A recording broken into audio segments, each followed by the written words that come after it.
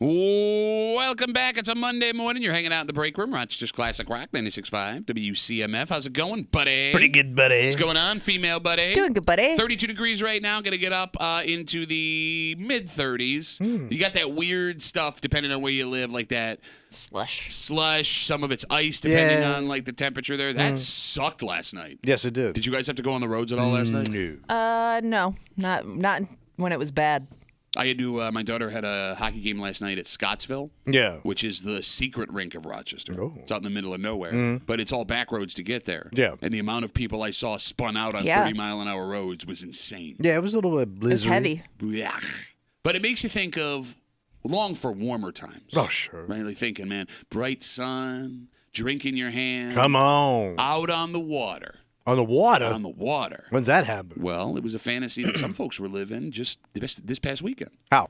Well, Tommy, the Rochester Boat Show was going on. Oh, okay. Yeah, the annual. Yep, at the Rochester Riverside Convention Center. More than 300 models on display for boating fanatics to check out, according to 13 Wham. And dozens of vendors are selling a bunch of different stuff. Have you ever been? You've been to a boat show before. A couple of them, yeah. Kimmy, have you been to a boat show? I don't think so. There's no reason you should go to a boat show because boat shows are strictly for dudes. Yes. Fair? Yeah. Oh, yeah. Like, I know we live in a world where everyone's doing everything now. Thanks a lot, Carter. But, like, my dad used to want to go to these things. Yeah. And the only women that I ever saw when I was a kid at these boat shows were wives that got dragged there to keep their husbands from buying a boat. You know what I'm saying? Yeah. And, like, there are people that go to these boat shows that aren't planning on buying a boat. Right. They just want to look at the boats. You want to look Yeah, at it's a Well, it's kind of like a car show. Pretty You're not much. buying the cars. You just want to see them. Okay, but, like, there's a car culture in Yeah. this country, Yeah. right? Like, there are guys that want to look under the hood and talk about the mechanicals and all that stuff. Yeah. Is there a boat culture? Oh, yeah. Really? Yeah, I mean, there's just boat people that they just have that lifestyle.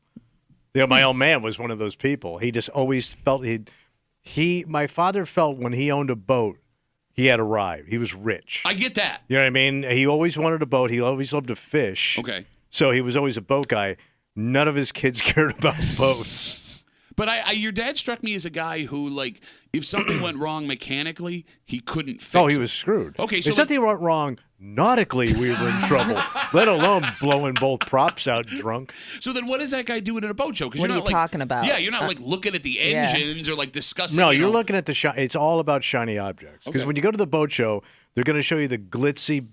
First, they're going to show you the stuff you can't afford, the big tubs, right? Mm-hmm. But then they'll show you the stuff that I could probably pull this. You know how they work it. You know what I mean? Well, and that they sucker you in. Are there? You know how like you go to a car show and you want to see like certain brands of cars, Yeah, I'm a like the Chevy high guy. end. Yeah. Like, is that? Are there names of boats Yeah. that are like that people seek out because they're Gold rare? standard. I don't know what I remember like they were when my old man was looking at boats. But their names were like. Oh, back in the day, was it Wood? Yeah, it was Clipper. Yeah, whatever your mom was around. Nice Like Clipper. I wouldn't even know to name like a type of boat. Yeah, like, I can't in tell. terms of like Bayliner. you know. I know that's it. I know that one. Bayliner is the working man's boat. Oh, well, don't tell it to my dad because he's got a nice Bayliner. Of course he does. So as I'm looking at the folks walking around this boat show yesterday on the story on 13 Yeah. a.m., do the majority of folks going to the boat show plan on buying a boat, or are most of them just looky-loos at the boats? I think they're just looking. Okay. Because if it's the second one, that means there are some folks this weekend who went to the Riverside Convention Center, and the phone number is 252-WCMF, 252-9263. And when they got there, not planning on buying a boat, they were taken in, and they impulse bought a boat. Yes. The boat show isn't the only phenomenon where this thing happens, because they have the Rochester International Auto Show. They do those RV shows all the time. RV's a big one. Probably the biggest thing, yeah. I mean, hell, does the mall still do the RV thing where they run them up and you can walk through them inside the haven't mall? seen that. Well, they No, used to do since it I at was the a kid. Dome all the time. Okay. Yeah. Do people impulse buy cars, boats, and RVs? I mean, you would have to have a lot of side cash. Yeah. Not with this credit over here. Why don't you come talk to my pal That's Jim? what He it can is. hook you up. It's the monthlies. Maybe it gets a conversation started. Like you weren't thinking about it, but now that I see it in person, Well, but like that's just it though. If you weren't thinking but like about on the it, spot, I don't know. Well, no, but they got those people there. Yeah. They have, like we'll get you instant credit, and But it's a big stretch loan. yeah. You know what I mean? Yeah. Well, look, man, why own an RV if you can't pay for it for 19 years? Right? They say an RV is worth the most 19 years after you purchase it. It's like a bottle of wine. No, like the balls you would have to have. Yeah. To in the moment, but these people exist, and it blows my mind. Like you walk into the boat show, you're gonna look at boats and have a good time, and 3 hours later, you are walking out with paperwork, and you are the brand new owner of a boat that will be dropped off at a slip of your desire. I think about this. So let's say you went and bought that boat right now. You went to the boat show. Yeah, You can't even put it in the water for months. sure. You're not going to even turn the key probably till May. So you're going to start making payments on something that you just bought. Yeah. You can't even enjoy yet. You might not even have it delivered yet. Okay. Yeah. Also, it seems to that point we've caught up on the. Remember, there was that massive boat shortage. Did they catch up on the boats? yeah. They must have, yeah. How long does it take? The old boat factories have been grinding them out night and day. Come on, boys! They need us. I wish I had the balls to be able to walk into a place and impulse buy a $20,000, $30,000, $40,000, $50,000, $60,000 item. Yeah. Like, I don't have that money. But I know a lot of the people that do this don't have that money either. You know, my dad being one of those people back in the day, right? We're just walking in and be like, you know what? We're going home with it. Like, here's what I'm trying to figure out. Yeah. The feeling of deciding I want that boat in the moment. Like the adrenaline. It has to be, Kimmy, like just, you're right, like lightning through your veins. I Gotta do it. have a boat. It's a new boat. It's beautiful. I'm a big shot. I walked in here and I made a purchase. It's part of the American dream. Like, you've got so much money, I can own this. 100%. My question is, after you have impulse bought that boat, that RV, that car at one of these shows, when you walk out down the hallway, get into the elevator, get to the parking garage, and sit in your car. When you are in your car and you're about to turn the key to drive home, are you still like, yeah? Or have you realized what you've just done? It's got to hit you at some point that day. You think the high wears off that quickly? Well, I think when you have to go tell somebody. Is that when you come to the realization? Because you're going to brag about it on the boat. You're absolutely right. Yeah. And your buddy's reaction, your family's reaction is all going to be negative. You think so? Oh, yeah. I don't know. If I was a kid, my dad said we got a boat. Yeah, we'd be cheered. I would think the adrenaline would come back when you told people, like, I just bought a boat. Because you're not going to look at your buddy in the face and be, what are you, stupid? You might. No, you want to use that boat. Here's the problem. Everybody has a boat story. Okay. Even if you've never been on a boat, you've got a bad boat story that you've heard from somebody, and that person's going to tell you that story.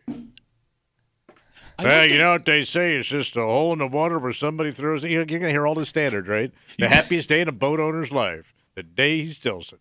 But you tell him that in the moment. If you tell a guy who just says, I bought a boat. Because don't forget, you're going to have jealous buddies. I get it, but I also want boat rides. Like, see, you got to dance a delicate dance when it comes to a buddy with a boat. Like, if you think it's a bad idea, you can't tell him because if you say, that sucks, you're not going fishing. No boat ride for you. Yeah. I guess it depends I don't get to cut cheese on a plastic plate while my female coworker takes a leak off the side of the boat. Is there booze served at these things? Get people liquored up and try and sell I'm the boat? just wondering if maybe that the big fancy ones, like if you go to these boat shows that are on the water, yeah. Okay. But the ones at convention centers probably not. But there's like Do you hear what he's huge doing? ones. Do you hear what he's doing? Do you hear what he's doing? What's that? I've been to real boat shows. These boat shows. The ones on the water. Water boat shows. The Miami Boat Show. Here we go. Oh my God. Here we go. Big is time. off the charts. It's got to be like the mother effer of all boat shows. Yeah. Kimmy, you know what I hear? It's out of control. Yeah, it's Totally out of control. Out of control. You can possibly meet multiple Jimmy Buffetts at a Miami Boat Show.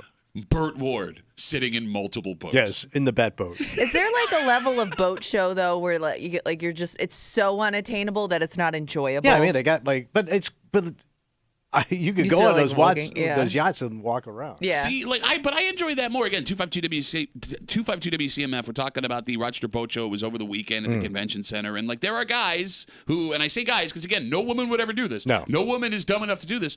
Who walked into that boat show just thinking they were going to look around at boats, had no intention of buying a boat, and they walked out with a boat. They bought a boat. They impulse bought a boat, and it happens at car shows, and it happens at RV shows. When they did those RV shows at the mall, like when I was a teenager. I'm not buying an RV. Right. The fact that they were so unattainable made me enjoy it more. Yeah, I mean, they're pretty cool to walk through. Yeah, but like there was no one that was going to pressure sell me. I just got to like enjoy it. Like, oh, cool. You didn't feel any what's the word I'm looking for? Like it wasn't affordable in any way, so you weren't even thinking about it. Exactly. And they know it. Yeah.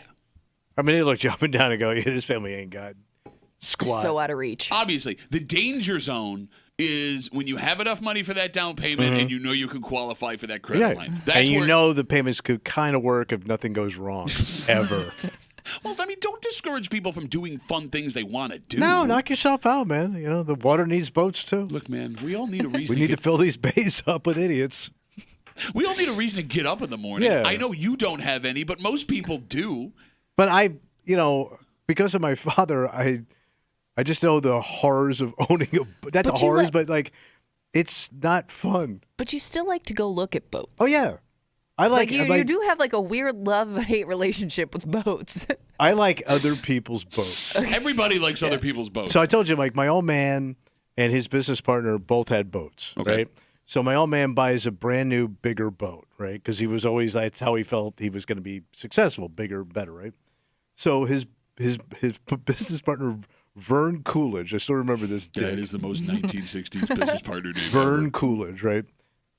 He sells his boat.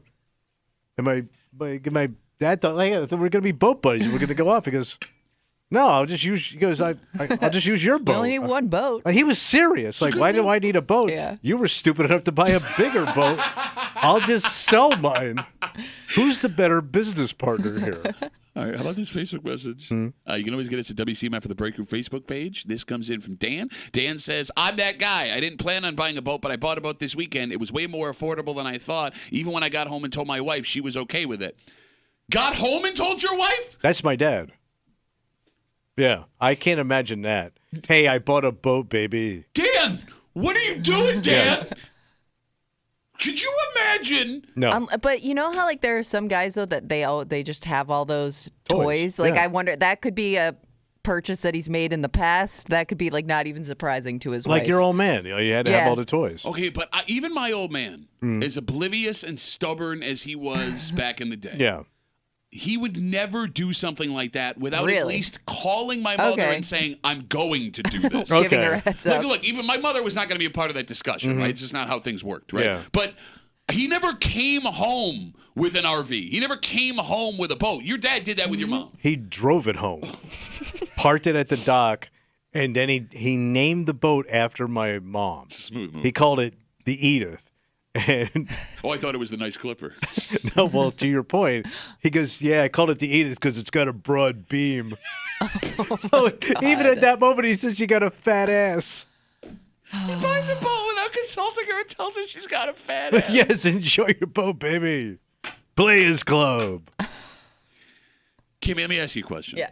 Your husband, he's doing great now, Yeah. right? Like Stepping up. firefighter, yeah. I mean, he seems like the kind of guy with that mustache and shirtless He's a preference that he captain's has. hat away. He is. Yeah. For being all right. If your husband came home with a boat without consulting you, I mean, I'd be surprised. I don't know if I'd be upset because I would also want to use the boat. he made that kind of financial decision without you. Yeah. Come on. I don't think I would be upset. Are we underestimating how upset wives would be if we brought home boats and RVs? I never think wives care about boats. Well, no, I don't think she cares about the boat. I think she cares about the payments we're now on the hook for. Dad? Sure. But I don't Right. know. Like I think like it would only take like one boat ride to convince me it was worth it. Well, this is fun. Let's do it again. Really? Yeah. Because there's like, Because, I mean, you get to use it too. but there's so many questions. Like once you tell somebody we're getting a boat, there's like a million questions you're going to have after that. For example, Where are we putting this boat? The water. We don't live in the water. So where does it go when it's not in the water? Does it go to the side of the house? Goes to the driveway like my dad did. And The driveway, 15 years. right? Like there's like so many questions about insurance. Like Okay. the cavalcade of crap you got to deal with. Grapplecade? Because think about this: once you buy a boat, you got to buy all the equipment that goes with the boat. Sure. It comes with an anchor, probably, right? You throw the anchor in, you get a deal. I negotiated an anchor. All the stuff that has to go into that boat. Yeah, I get it. That's what I'm saying. But it's not even, it's just the idea. And take boat or RV or car, whatever. The fact that someone would make that kind of financial decision Is insane. That involves both of you without any consultation. You're right. There's no way I would pull that move. Maybe that's why like our wives don't respect us. Maybe we got to pull like a move like that, so they're like, "Ooh, See what happens." Yeah, he's taking back control. Like, Baby, I got a speedboat, baby. the only problem with that is I need my wife's credit to qualify for Yeah. the boat. Hey, honey, I need you to talk to this guy and give me your information and don't ask questions. I'll That's tell a you later. great point right there. I can't pull that off financially Right. with the bank.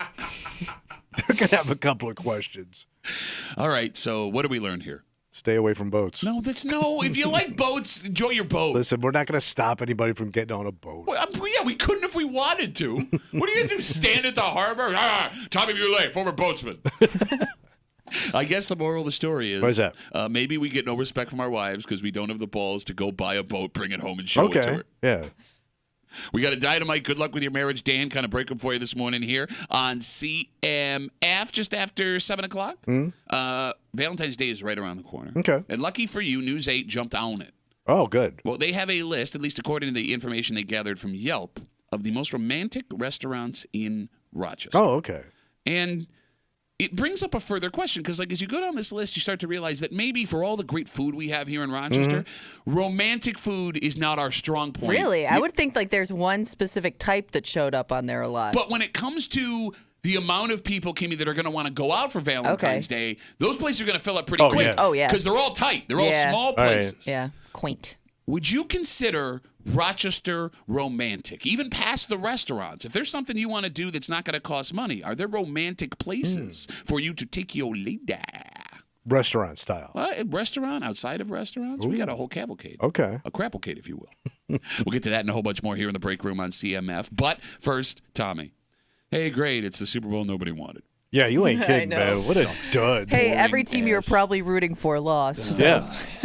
And, like, Bills fans were having flashbacks last night. You had to be watching what the Lions were doing. They were there. It was those poor over. people. It was there. It was there. people. And we'll get into it next to the break room on 96.5 WCMF.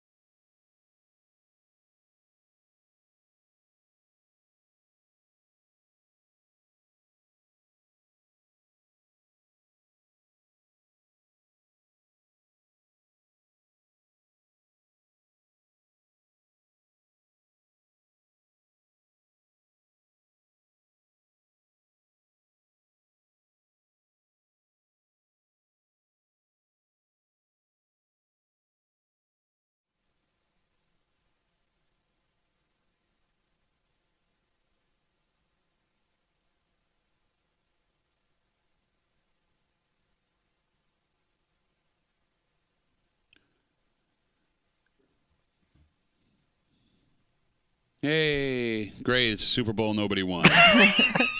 Like it's like what you woke up yesterday, like dreading the day would end. And what makes it even more heartbreaking is, I mean, one of those games, it seemed like it was pretty much a foregone conclusion, minus a little excitement at the end. Those poor Lions fans. Ooh. Oh my God! And they packed the stadium, right, in if Detroit you to turned watch. off the game, you may be surprised by the results today. Did they have like 60,000 people sitting in a stadium with no game, just watching it? Yeah, it sure looked like it at Ford Field. Yeah. Yeah. You It hanging looked out- awesome, though. You hanging out the It break? looked like Wow. reverse COVID. You're hanging out in the break room, Rochester's Classic Rock 96.5. WCMF, just after 6:45, a four-wheeling, tire-stealing son of a gun. Damn. Look, man. Burt Reynolds? Just when you think, hey, man, these businesses, they got it all under control. They figured out what all these criminals are going to do to try and rip us off. You're wrong. Wow. And this guy took advantage of it on the west side, and we'll get to it just after 6:45 here in the break room on CMF. Before we get to the playoff stuff yesterday, there is some big Bills news. What happened? They made it official. Your Buffalo Bills have hired interim Joe Brady as their full-time offensive coordinator. I thought he already had that gig. Well, yeah, the interim Pretty gig. much. I didn't realize he was They didn't make it interim. official yet. Well, they were interviewing offensive coordinators late last week. It's pretty quick, Kimmy. The way they made that hire before. It kind of seemed like they were afraid like he was going to go elsewhere, like at least get hired out. start searching elsewhere. He if did- They didn't make that move. He did have interviews lined up, so Yeah. that's a good call on that. Also, former Bills offensive coordinator who was fired, Ken Dorsey, hired by the Browns as their offensive coordinator Oh, this okay. weekend. So you're going to be seeing him. Yep, he's back in the game. But the big news in the NFL yesterday were the AFC and NFC championship games. Chiefs beat the Ravens in Baltimore. What the hell happened there? That was a disaster. That was tough to watch because it just felt like the Ravens were just not helping themselves. You know what I mean? Like everything that could go wrong for them did. Yeah. So who did they bring out right after the half to pump up the crowd? Old player. He was dressed up. He came out there. I must have I missed saw that part. Ray Lewis in the beginning. Ray Lewis was came there. at the beginning. Ed Reed was there. But they brought some other dude out right at the beginning of the second half to pump up the crowd. Okay. I didn't And see I'm that. going, oh, that didn't work either. Anybody else you got back there? Who was it? 252 WCMF. I must have You missed know it. the guy's name. I knew the guy's name, but I couldn't tell you his position. I was at the Bill Grace Taproom in Shiloh hanging out with all the cool folks, man. Must have missed it, man. I will say one of the coolest things I've ever seen in my life was that Lamar Jackson passed to himself for 15 yards. That was insane. right? Awesome. Yeah. Awesome. But it's the Super Bowl everyone was looking the least forward Right. to. Because, America is sick of Kansas City. We as Bills fans now despise them. But to keep them from winning another Super Bowl, we now have to cheer for San Francisco, which is kind of a bleh team, right? I don't know about you guys, but there is nothing that gets me excited about the San Well, Brock Francisco. Purdy doesn't do it for you. And, I want to like Brock I Purdy. mean, that's a great story, Sure, right? right? Last pick of the draft. Yeah. I want to like Brock Purdy. And I don't dislike Brock Purdy. Watching Brock Purdy, I'm just like, eh. Is it one of those things where it's not a team you watch all that often? That could be it. so Maybe I don't it's- know him You enough. don't West have a lot Coast of team. connection Yeah. to it. You know what Brock Purdy is? Brock Purdy is the attractive friend of the smoking hot chick in high school, right? The story on her own is great. But the fact that she's standing next to her smoking hot friend makes her just, yeah. All right. Bleh. Okay. But the Lions were there. They were there. Came out strong, man. They had that game locked up. They had a 17-point halftime lead. They were 2 yards away from a 21-point lead at halftime on the road in the NFC Championship game. Well, Tommy, the reason you love Lions coach Dan Campbell so much is what was his undoing last night. Just going for it over and over again on fourth down instead of kicking field goals, which in hindsight, had they hit them, would have sent them to the Super Bowl. And he went for it all. All of it. But he's that kind of guy. And that's why I'm okay with it. Kimmy, who was it? Because I know the phone just blew up. Terrell Suggs. Oh, they brought Terrell Suggs out? Yeah. That's what everybody's saying. And the crowd's going nuts. That was with the Baltimore Sure, game. yeah. Didn't work. No. Okay, well, way to go, Terrell Suggs. Way to go, Suggsy. Thanks for nothing. But you talked about everybody's killing Lions coach Dan Campbell this morning for just continuing to go for it on fourth down. It was like that scene in Tin Cup with Kevin Costner where he just keeps taking that drop and missing and missing and missing. But they always say, take home the girl you brought to the dance. Dance with the one that brung you. There you got. That's how they got there. Yeah. Right? Playing balls Right. out.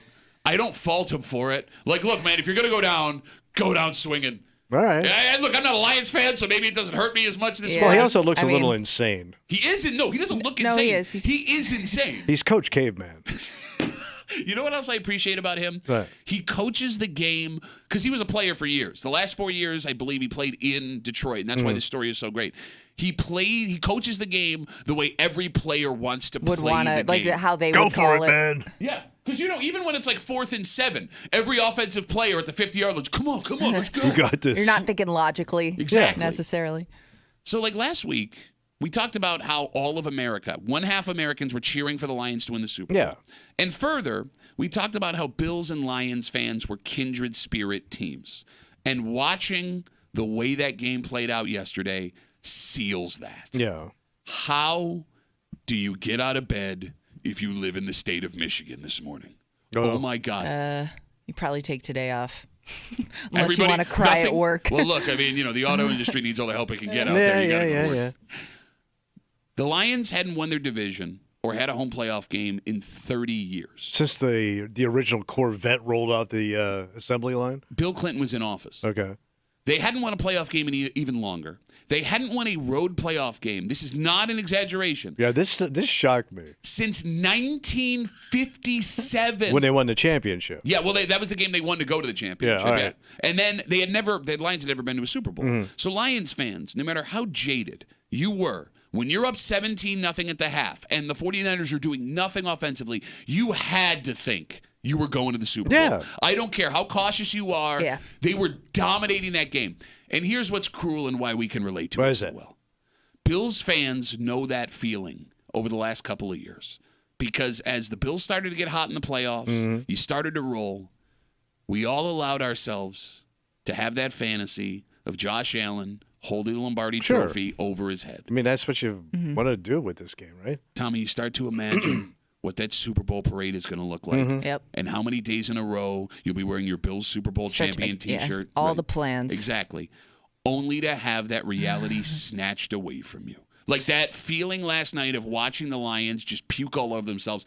And they did it in every way possible. Not only was it going for it on 4th down, the plays were there. You had receivers dropping balls. You had guys fumbling inside the red zone on the other side of the field. You could kind of make that argument for the Lions or the Ravens game too, because like there were points where I was like, oh, they're gonna come back. They're only within 10 points. They got this, and then they almost score. It gets punched out like a foot before the goal line, and I almost felt the same way. Like I felt like this has to suck to be a Ravens fan watching this, just knowing you were that close. I flash back to that Kansas City divisional game 3 years ago. Because it was always in reach. Kimmy, Yeah. that's just it, right? Yeah. Like Gabe Davis scores that touchdown. Oh, you're talking about the 13 seconds? You got it. I Yeah. wasn't going to say that out loud. Thank you for triggering everybody listening to the show.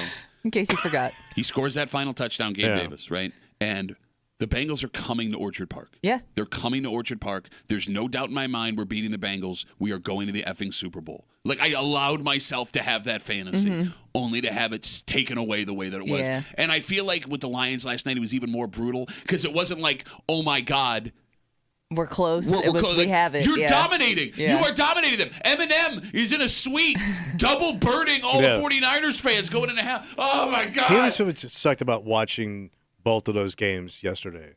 It was like watching back-to-back doubleheader Bills games. It Oh, yeah. felt like that That's a in good a call. lot of ways. You yeah. got disappointed twice, Yeah. the same way the Bills would have blown these games. And they roped you in, like Oh, they yeah. made you believe. But This here's- is your team, Couldn't right? turn it off. Here's what's I agree with you with the Ravens, but what was remarkable about the Lions is they managed to lose a game in the way we've never seen the Bills lose a game. The Lions Where they lost. were up that much, and yeah. Kimmy, they lost a 17-point lead in 8 minutes. Mm-hmm. 8 minutes. I didn't think that was possible. 8 minutes. So, with the Lions having their dreams dashed and now Crushed. facing off against the Chiefs in the Super Bowl, I mean, the San Francisco 49ers are our final hope here, right? I would think so. I mean, unless I don't know. I mean, the Chiefs are the bad guy, right? Like they're the villain that you're going to root against now, just based on their success. So I think it's past the success Can we talk about how Patrick Mahomes in the He's become last so unlikable. 2 minutes, he just decided to go supervillain out of nowhere. But like he still tries to play nice guy. Which is funny. You know what I mean? Like he hasn't embraced the villain role. He just watching him react to things makes you not like him. So, like, it all kind of started, Tommy, after that Bills regular season loss, where he loses his crap over a legitimate penalty call. Oh, Yeah. all right. He Yeah. blows Josh off after the game. Yeah. He makes those comments in the press conference. Then comes all that stuff after the game in Buffalo where they're doing backflips on the field. They're lying about the water being turned off in the dressing room, right? That was weird. Yeah. Okay, all that stuff. So then yesterday, I don't know if you saw this video pregame. It went viral. What's that? So There were 2 incidents pregame. Oh, you're talking about with the kicker. yeah, so Justin Tucker, he's the Ravens kicker. He's trying to warm up on a tee on his home field. Like, you don't have home field advantage. They do. So you're kind of at the mercy of them. Mahomes and Kelsey decided they wanted to warm up where he put his kicking tee. They kept throwing his kicking tee and his helmet They off kicked of the spot. it. Yeah, Yeah. they just kicked the tee away. Over and over again. Like, hey, way to be tough By the way, to how did the that- kicker. How did that not end up in a brawl? I mean, I don't think anyone else with the Ravens saw what was going Oh, on. 'cause I But there figured was those there was some pushing and shoving right before the game too, and I don't know who started it, but it was between like one Ravens player and like a group of Kansas City. Which is also very on brand, right? But yeah, like there was a lot of tension before that Yeah. game.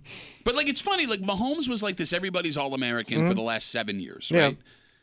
And we would watch Patrick Mahomes and his girlfriend and his brother, and now his wife, Patrick Mahomes' wife, and like his wife and his brother were the biggest pieces of crap. They were annoying. They His became brother, super unlikable. his brother was arrested for like forcible touching in a bar, like that. And we always would wonder, like, how are they like that? And Patrick Mahomes is Yeah. not.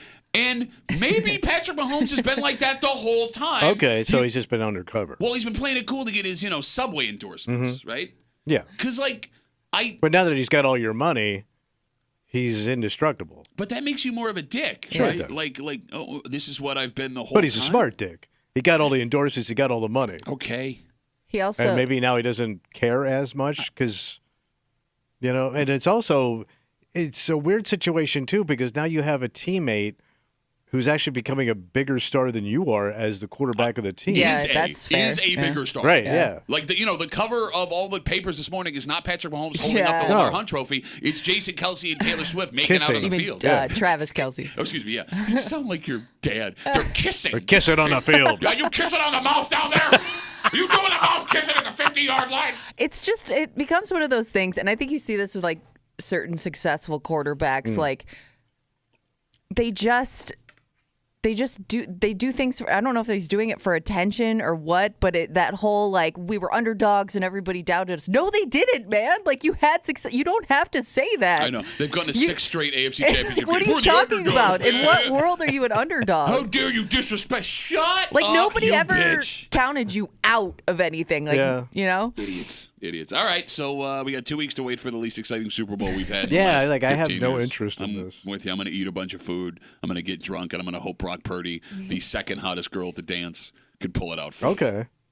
A four-wheeling, tire stealing, fur coat sharing, Fur Rolex wearing. I just needed things to rhyme. Oh. Son of a gun. I was going Ric Flair there. Okay. Well, because, like, Tommy, we know that car dealerships specifically have been hit hard by criminals the last, 2 yeah, years. yeah. And they've done a ton of things to try and up security, which has caused those incidents to go down. Yeah. However, one man, it seems, on the west side, found a hole in those security features. Oh. And, oh, my God, did he exploit it. Damn. We'll get to it just after, coming up. We're next to the break room. 96.5 WCMF.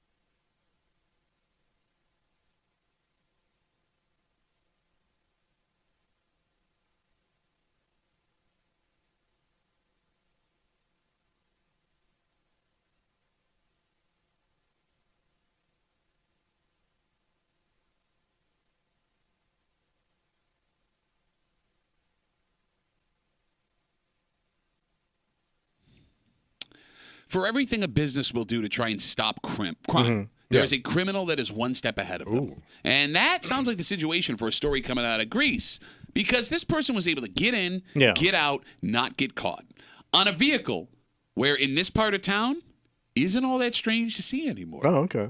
You're hanging out in the break room, Rochester's Classic Rock, 96.5, WCMF, just after 7 o'clock. We are, we're about 2 weeks away from Valentine's Day. Yeah. Right? And News 8 is here to help. They put together a list of the most romantic restaurants in Rochester. Boy, buddy. But here's the thing. For as great of a food town Rochester is, romantic food might be an issue because all the most romantic places are tiny.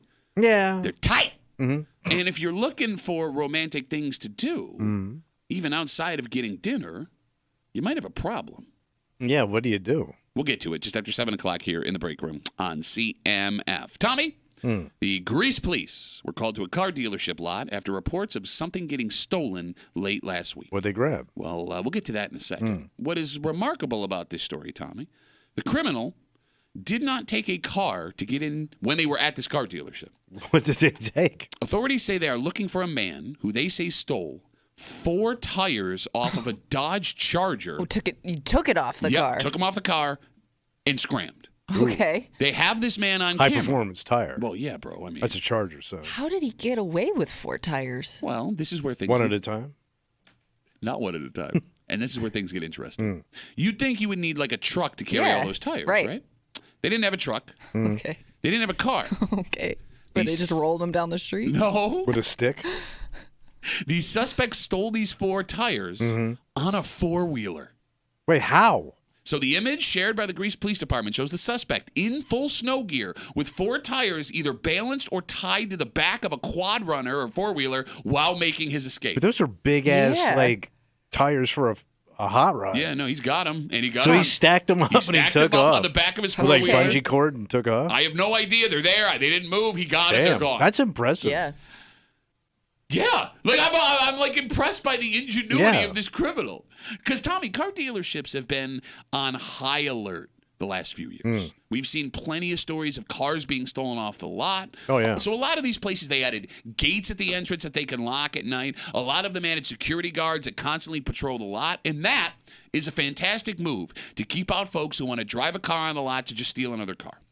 Meanwhile, this guy runs his ATV through the back of the place, makes off with over $1,000 worth of tires, and disappears in the No, he night. got more than $1,000, man, because he got the rims. Oh, you're right. That you're just thinking the tires are probably $1,000. You're right. I don't know what Dodge Charger rims are. Where you motorheads at? 252 WCMF. Muscle car rims. What do they go for?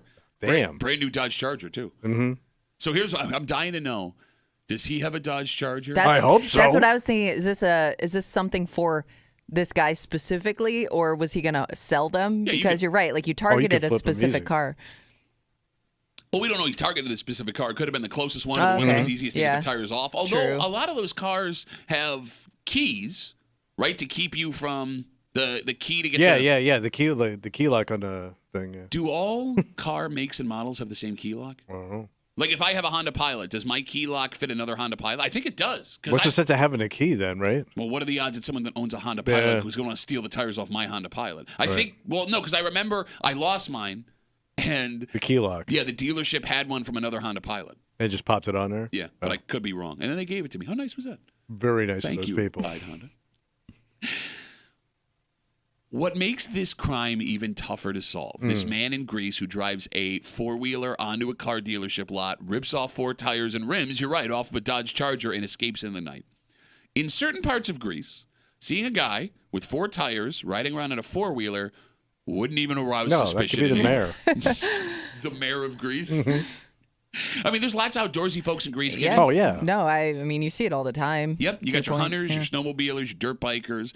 That dude blends in easy. Yeah. Like, I'll be honest with you. If I was driving down Ridge Road at 11 o'clock at night, right down by Reds or Yeah. like, the the country strip. club, and I saw a guy in a 4-wheeler with 4 tires, would not No. be suspicious in any way. Yeah. That guy's just going home. He was helping his buddy out. He's bringing these tires over here. Yeah. He's got a project car he's working on. He's a bro. It's brilliant in its ingenuity and deceivery. And you can't even have a description of the guy because he's probably in full snow gear on a 4-wheeler. Did he have a nailed it, helmet? yeah. It looks like he was wearing a hood. I didn't I see hope it. he's wearing a helmet and being safe. If you're stealing 4 tires and wearing a helmet, If you're Yeah, stealing but four I would tires, you think don't I would bring just a think the helmet with helmet you. would benefit you, identity-wise. You're saying the full face helmet. Oh, yeah. Like But- with the thing. But then you got to get rid of shield. the helmet because that identifies you. You know what I'm saying? Can't ever wear that helmet again. Yeah. 252 WCMF 252-9263 talking about the story out in Greece happened at a car dealership. Greece police were called after reports of 4 rims and wheels being stolen off a Dodge Charger. The person who took them rode their 4-wheeler onto the lot. They stacked them up on the back of the 4-wheeler and just took off. I'm thinking like NASCAR does those pits where the guys are just sitting there so fast. I wonder if he was quick. I'm dying to see that video. Because you have to jack the car up and everything to get the tires off. So I think there's been a couple of reports outside of dealerships of people having their tires stolen. Somebody posted it on Twitter the other day. I don't know where in the greater Rochester area they were, but it looked like they had just stacked a bunch of wood. But you still got to get it up underneath the car. You got to lift the car up to get the wood underneath. Beats the hell out of me. Man, we suck at stealing. And we also suck at cars. Yes. This is like the anti-us story. Yes. 252 WCMF, this guy's not good for much, but he is good for car parts. Who's that? Let's talk to Ben. Hey, Ben. Whoop, hold on. Hey, Ben, what's up, buddy? How are you? Not much. How you guys doing? Good. What do you got? What's going on, buddy? All right, so I just did a real quick Google search and found that if it's a Dodge Charger Hellcat, those wheels are $1,300 a piece. Oh, a piece. Somebody got rich. Yeah, and then the tires are probably just as expensive. Ooh, buddy. So that could be a $7,000-$8,000 snag. Damn, that's a They ride. knew what they were doing. Oh, so it just says Dodge Charger. I don't have Hellcat. Might be a in the story Hellcat. here. Oh, okay. That Hellcat's fire. The Hellcat wheels will bolt on to any model Charger, as far as I know. Thank you, Ben. We appreciate it. I forgot he's car parts Ben. He is car parts Ben, and he knows how to get tires off a car, except for that one terrible incident he had. Oh, yeah. yeah. Well, you remember he was trying to jack up that tire with the piece of wood? Yeah. And the goddamn wood slipped. Yeah. And he's like, oh my God, this Hellcat just bit me on the lip. It hurt my tongue really bad. Ben, thanks for finally pulling your weight on this show. We appreciate it. I try. Hey, one last thing. Yeah. Go Niners, because Brock Purdy is the Fitzpatrick of this Super Bowl. All right. Fitzpatrick never made the playoffs. No, Brock Purdy's but- made it in both his. He was picked last his draft year. That's what I was saying. Okay, all right. Mr. Irrelevant. You were doing Anyways, you were have doing a so great good, day, buddy. guys. You were doing so good. Thanks for the call, Ben. Have a good rest of the day. That's what happens when you stay at the dance too long. Yes. So what makes this story so interesting and so frustrating for these businesses, like we were talking about, Yeah. the second you think you've got your stuff locked down that you're trying to sell, Somebody hits you with a whole different angle. brand new idea, Yeah. brand new idea. And what the hell can a place like this do to keep a 4-wheeler off their property in the middle of the night? You know what you got to get? A moat? Nope. What? Big ass dogs. Can you legally do that anymore? But they used to. They used to get Dobermans were like big with car dealerships back in the day. There's lots of things people used to do that you can't do anymore. The 1970s were great. No, like if a guy breaks into like a property and a And you dog got vicious ass dogs. and that dog like really hurts them, is that company liable? Why? You broke into my place. Well, but If somebody broke into your house and your dog jumps them, what's the But I difference? guess they haven't stolen anything yet. Or, well, if they broke in, though. I don't know. I don't know what the rule would be. Well, there's a reason why these places don't have these dogs. Come on down to Pitbull Plymouth. No, I mean, look, your Because reasoning they used makes to be sense. junkyard dogs were a thing. But why don't they exist anymore? Is it not good for the animal? I don't know. I mean, you think like The animal's having fun. He's chewing a guy up. I don't know. do animals enjoy chewing a guy? You don't think a Doberman would love to just eat some dude's leg? I don't know. Maybe it's like work. Like, we get here to work sometimes. Like, oh, I gotta eat this guy's leg again. Another day, another leg you gotta eat. And is an ATV in any part of the greater Rochester area suspicious anymore? No. Because you see them in the city. But they're not legal on the road. No, right? no. In fact, remember we had that story last week of a man arrested for a DWI in an ATV, and Yeah. the only reason they pulled him over is because he was driving down Route 20. So you can't make an ATV street legal. That I don't know. Yeah. Maybe if you put that orange triangle on the back, Oh, slow yeah. moving vehicle. Well, then you're like an Amish four-wheeler. Yeah, he's confused. It's rum spring gun. But, like, I mean, they're in the city, they're in the country, they're in the burbs. Some folks use them to hunt. Some folks use them to just get around. They're Some out of folks, control. They use them to jackass, right? And it's not even like time of day would raise any red flags for someone on an ATV because, like, 10 o'clock in the morning, they're just out having fun. Yeah. 1 o'clock in the evening, it's a couple of kids jackassing. Right. And what sucks about ATV, and, like, they're loud. Yeah. They're loud. But you're not even going to call the cops because by the time, if you're so upset about the noise, by the time the cops get there, those ATVs are gone. They're going to Right. disappear. And it's Exactly. probably a neighbor anyways. You probably are used to it by now. Yeah. You know?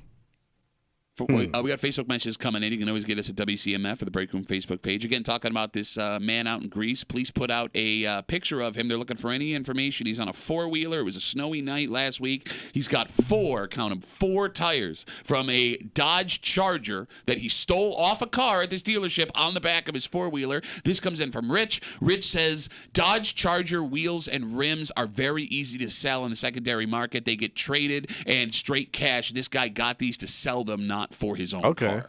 Nice. A lot of people have Dodge Chargers. Oh, yeah. You don't? Well, I always keep a don't couple see of a lot around Chargers around here. just in case, friends stop by. we're also bitches. Like, we're giant bitches. I don't know. Like, I don't. Do you guys notice a lot of No. Chargers? No. I don't see them a lot. Because I always think of a Dodge Charger. It's a summer car. It's a hot rod. Okay. Well, I wouldn't think it's a great car in the winter. I don't know. These wheels look pretty It's a sturdy. muscle. But I mean, it's a muscle car. Yeah, winter muscle. I wonder, though, if you own one of these now, are you worried your tires are going to get stolen? Yeah. Just Yeah, but by I'm guessing that- simply parking your car anywhere. But I don't think if you owned one of these cars, you'd park it outside in the winter. I'm figuring you got a garage. Okay. Again, like Unless you're like busted West Side. You own a Dodge Hellcat with a plow attachment. is a Hellcat like a Hellcat? A Dodge. The joke still A works. Dodge Hellcat. It still works. As you said, sounds like a Swedish general in World War II. We're neutral. Ask General Dodge Hellcat. Can you Google what a brand new Dodge Charger costs? Because it always blows my mind. Cars now, it's got to be a fortune. Well, did you hear what you just said, you old man? That car's got to be 80 grand. Quote, cars now got to be a fortune. So I would have thought 80 grand too, but we've done this before where they're up over six figures sometimes. Are you thinking Mo? I don't know. Like, look, I have $100,000 Dodge. I have in my head what muscle cars cost in 2004 because that's when my buddies were getting into that stuff, right? What do Yeah, we but got those for- are busted ass buddies. So 2023 Dodge Charger is about $32,000. Wow, look how off we were on that. How about a Hellcat? All right, let's look up. Hellcat.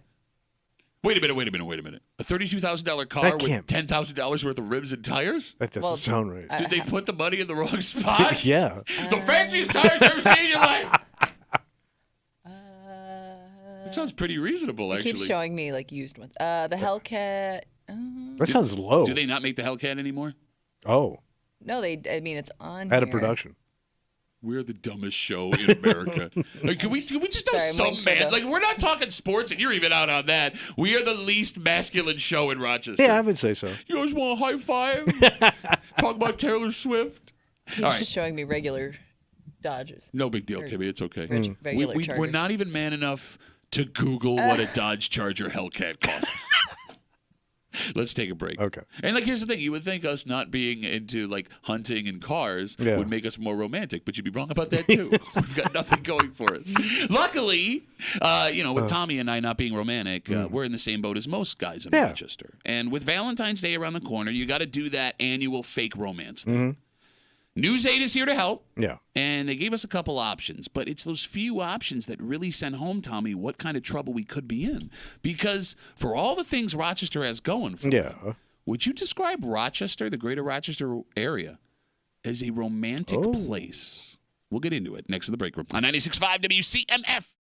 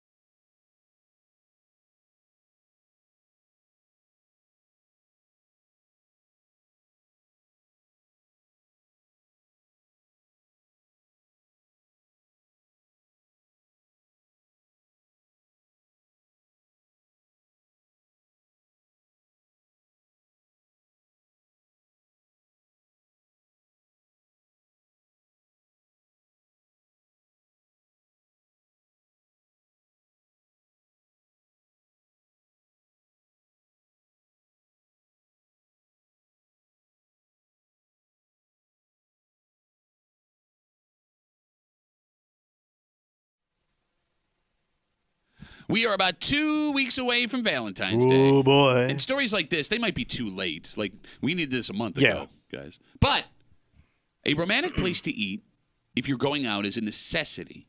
That is, if we all can agree on what romantic is. Okay. You're hanging out in the break room, Rochester's Classic Rock, 96.5. WCMF, just after 7:25, 7:30. Yeah. Very interesting story involving the Genesee River over the weekend. You guys see this? Yeah, and everybody's going, this is fine. Yes. That sounds like a lot. It does. And they were going, no, I didn't know no. this was a thing. Like, I didn't know there could be a good version of this. So I thought the same thing. Not only that, I've lived in this town my whole life. I always thought it was a Kimmy. joke. Okay, yeah. Yeah. Have you guys ever heard this story before? Nope. Okay.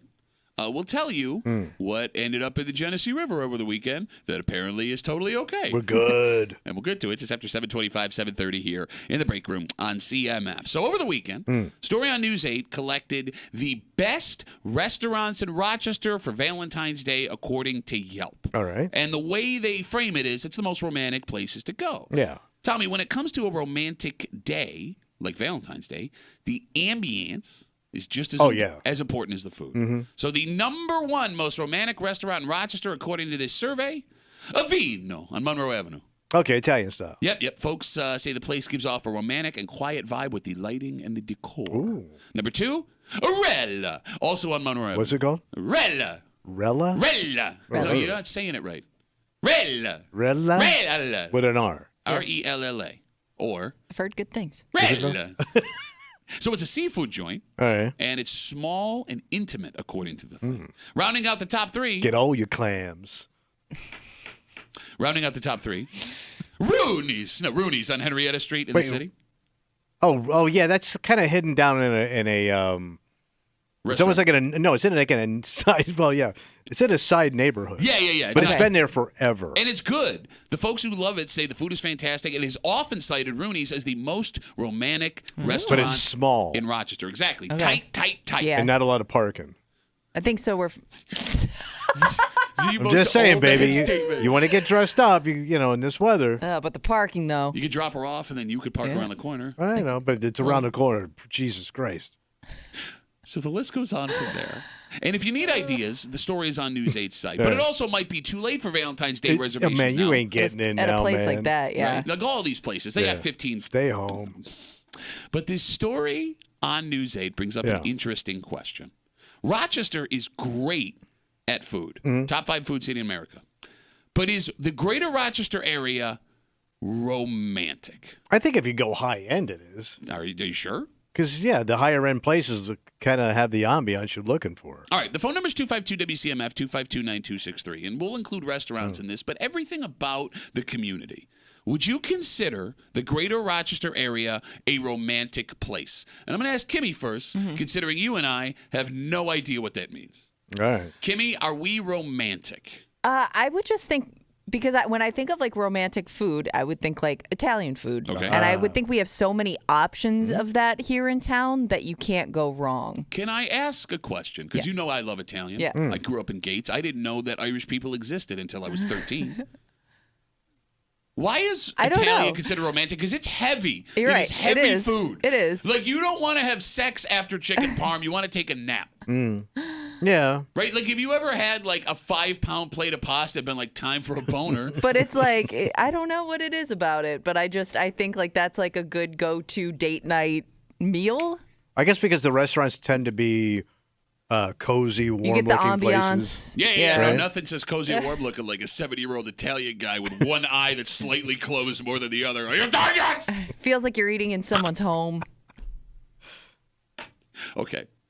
So when it comes to the restaurants in Rochester and romance, what do the two of you need to see in a restaurant to consider romantic? Because, Tommy, you went with price immediately. Yeah, I think the higher end you go, you're probably going to get what you're looking for. Okay, so is it the more expensive a restaurant is, the more it feels romantic? Or is it the most romantic places charge the most because they know they can get it because they are romantic? I also think there's this idea of the more exclusive it is, the more romantic it is. Well, that's price.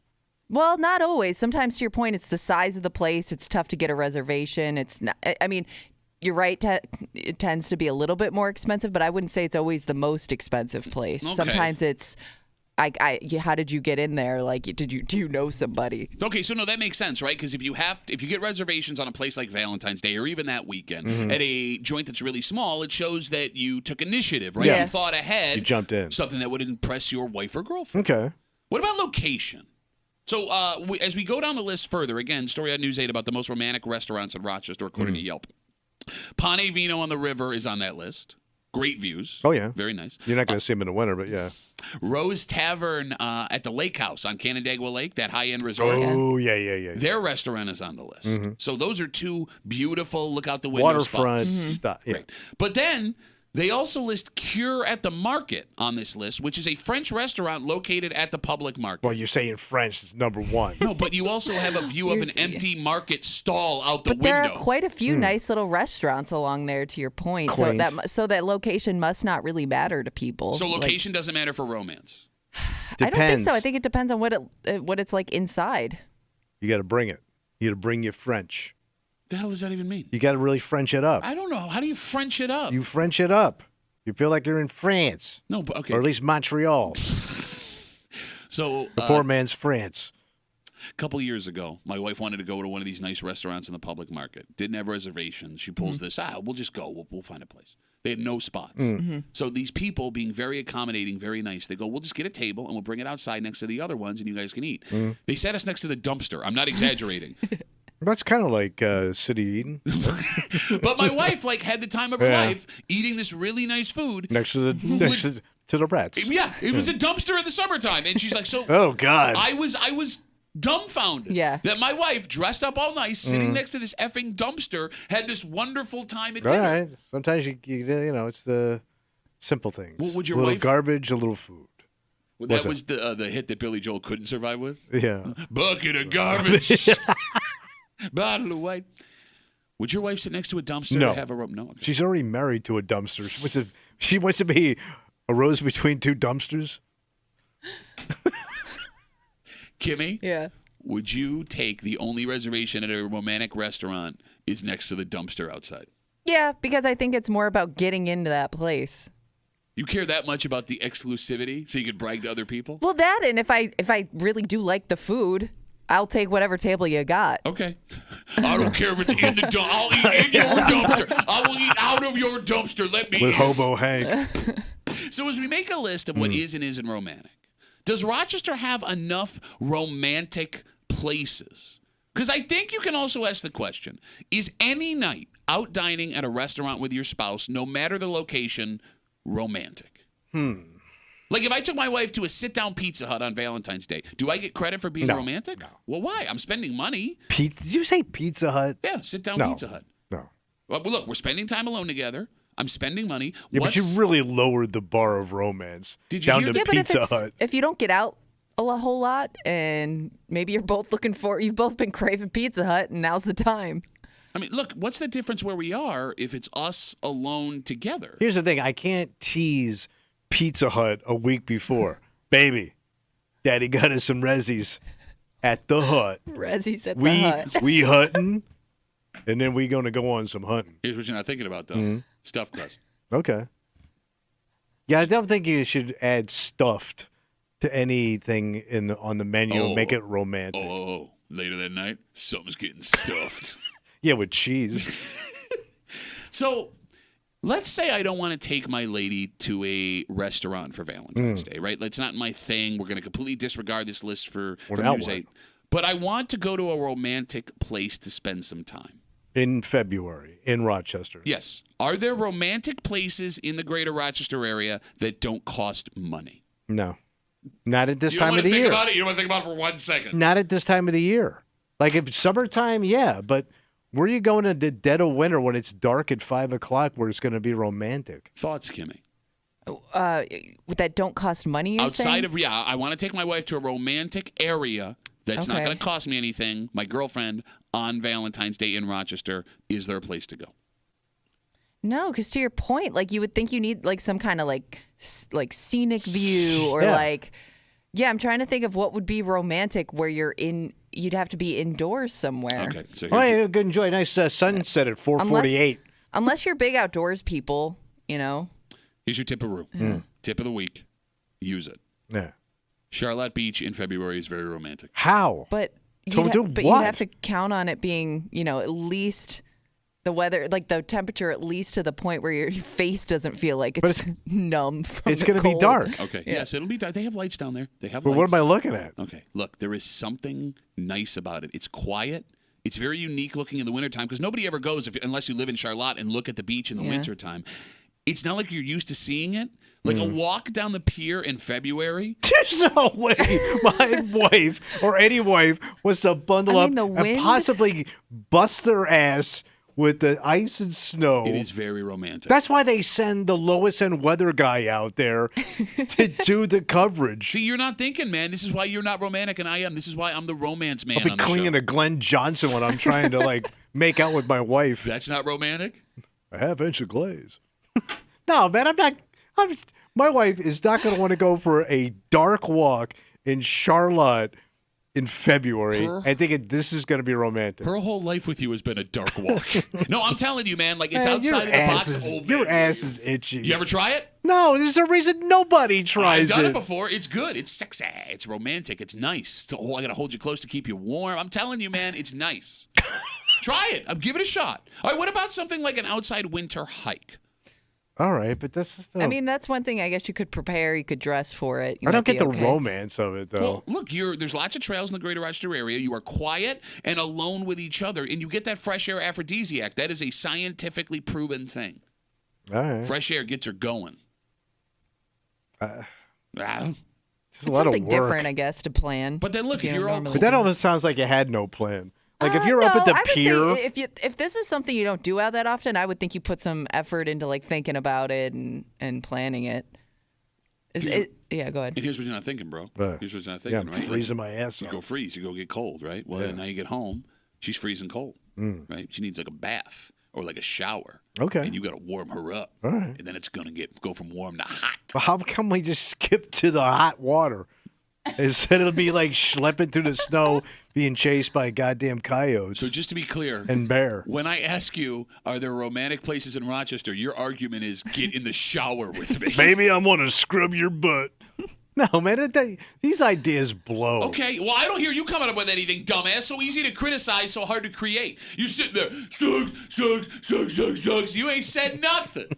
Is doing an activity, an outdoor, I'm not a skier, but is skiing if you took her If you're skiing? skiers, Yeah. but if you've never skied. You can take a lesson could it together. be cute if you took a lesson together? All right, or there you go. something? All right, there you go. Ski lesson. How about something like at the ice skating rink at Martin Luther King Park? Something like that. Oh, ice skating. That's All a right. good romantic outdoor Super activity. dangerous, though, if you both don't know what you're doing. Yeah, Yes. yeah. And you also got to be the stronger skater as the man, because if you take her out there and it turns out your wife or girlfriend surprises you and you're holding on like a bitch, not a good look. All right. Not a good look. So wait, you guys are then telling me in this room the only way to be romantic in Rochester on Valentine's Day is to spend a lot of Well, money. usually it's alcohol and food related. I understand usually. I want to be full and warm. Yes, not uncomfortable. Give me some pasta. Pump her with pasta. No, bro, sex full of pasta is uncomfortable. Sex full of pasta. Works for Italians. Sex full of pasta is my favorite Ribs Arkansas song. And by the way, yeah, What? never mind. I'm thinking of some guys I knew back in the day that would get full of pasta and have sex, and the thought of it is just disgusting. Think of every fat Italian guy you know, sweating. He's got sauce on the side of his face. Right? He's over the top. All right, not that guy. Is there Face full of spumoni. Him or her? They probably went all over the place. is there a romantic food that isn't gonna give you some stomach issues? Escargot?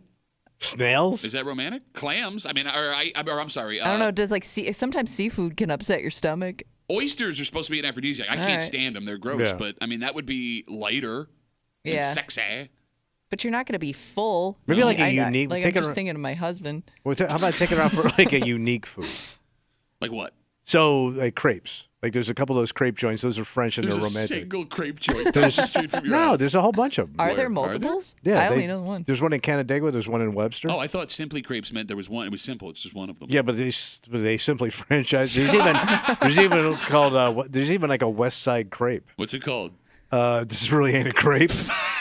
So they have a garbage crepe. I would eat a garbage I would crepe. too. That sounds brilliant. I would take her out for a unique food that you don't normally have. That would be something. Okay, so you're gonna have skinny pancakes. Yeah, but she probably wants something like that. How do you know nothing about what women want? If there's one thing we've learned on this show, working with you all these years, there is nothing you know that women want. They don't want to eat in front of you. So you got to get them stuff. Problem eating in front of me. Huh? She ate next to a dumpster in front of me. All right. Wait, you think your wife doesn't want to eat in front of you?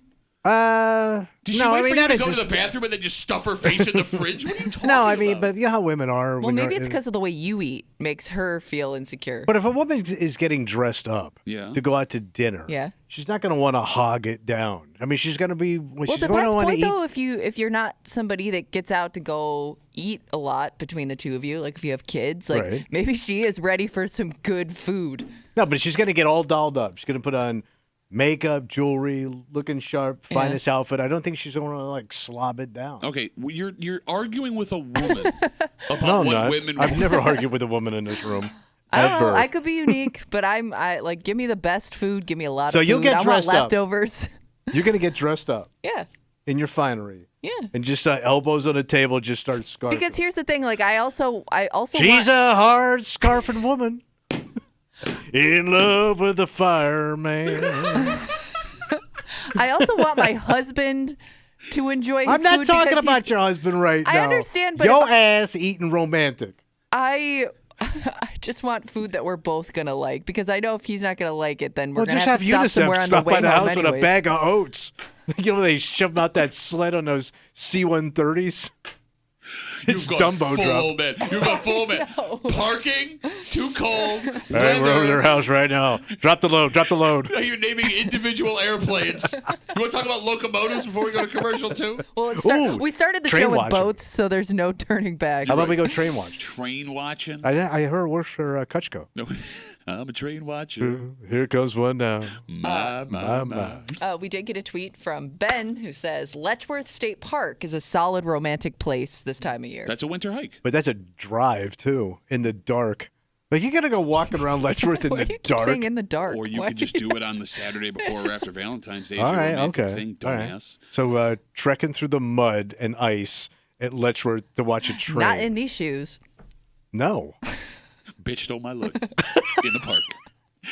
So, of course, when we talk about what's romantic, we get a bunch of dudes who want to be romance experts, right? Justin writes us on Facebook, the most romantic evening is staying home and cooking for your wife. You're demonstrating a skill and making it all about her. Plus, it's way more cost-effective. That steak and lobster you're paying $100 for Here we go. is $30 when you make it at home. Price point loser. You ain't getting nothing, bro. All right, let's talk about that. First of all, where are you getting steak and lobster at home for $30? Where are you sharp? You ain't. And by the way, your house is going to smell like lobster ass. Well, hey, man, if it goes right, it's going to anyway. Ass and butter.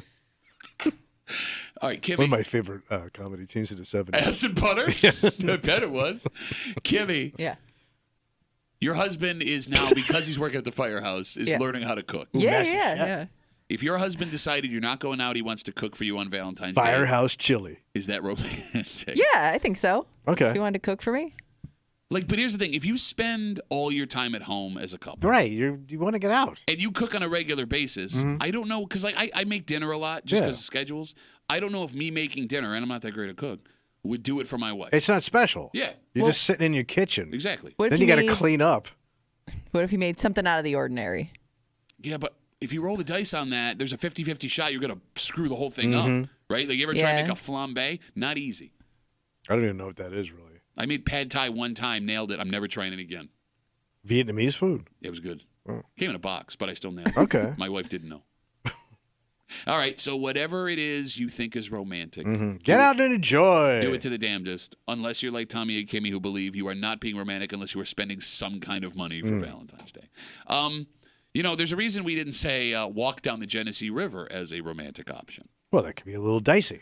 Especially after news we got over the weekend. Because like, here's the thing. It's a very vague statement, so much so that a couple days later when everyone was like, hey, question, they had to put out a further statement. Yes. And it sounded like a lot. Yeah, well, that's the other thing, too. Because that's a lot. We only know how to measure this based on the milk we buy. Okay. Right? Because like that's a lot of milk. And also when I go to the bathroom. You measure it in gallons? What? Well, think about it every time you go to the bathroom. and then What am I multiply that by the number they said. Well, but that's the other question. Is what we're dealing with here from the bathroom, or is it from somewhere else? Well, it said they had that word. I know, but that's what's confusing about but this I whole don't. thing. It's kind of the same thing. They dumped a whole bunch. See, you're doing it because I don't know if that's the truth. We don't know. Don't sound good. They dumped a bunch of stuff in the Genesee River that I thought we didn't do anymore. I didn't know. And why? Don't you have like a place to do this? No, apparently the place to do it is the Genesee River, and we'll get into it next to the break room on 96.5 WCMF.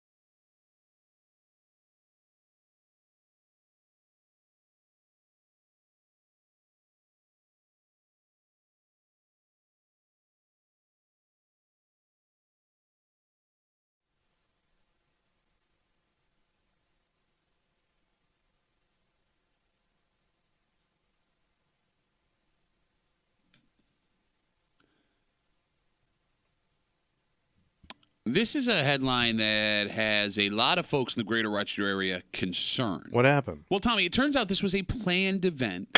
Even though the way you read it, it sounds super gross. Yes. And here's the thing. Here's the thing. Look at me. We know nothing about this. Well, I know you know a little bit about it. No, you don't actually. You know nothing We've about heard this. rumors. We all make it. Look, I know. See that we're already making a mistake because we don't know if it's the same thing. We don't know if it's the same thing. It's all the same thing. It's not all the same thing.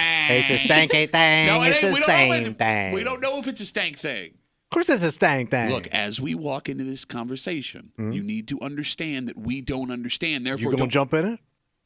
Well, no, I'm not. I wouldn't. Cannonball, stank thing. You're hanging out in the break room. Rochester's Classic Rock 96.5. WCMF will jump right into the story. Yeah, don't jump into this.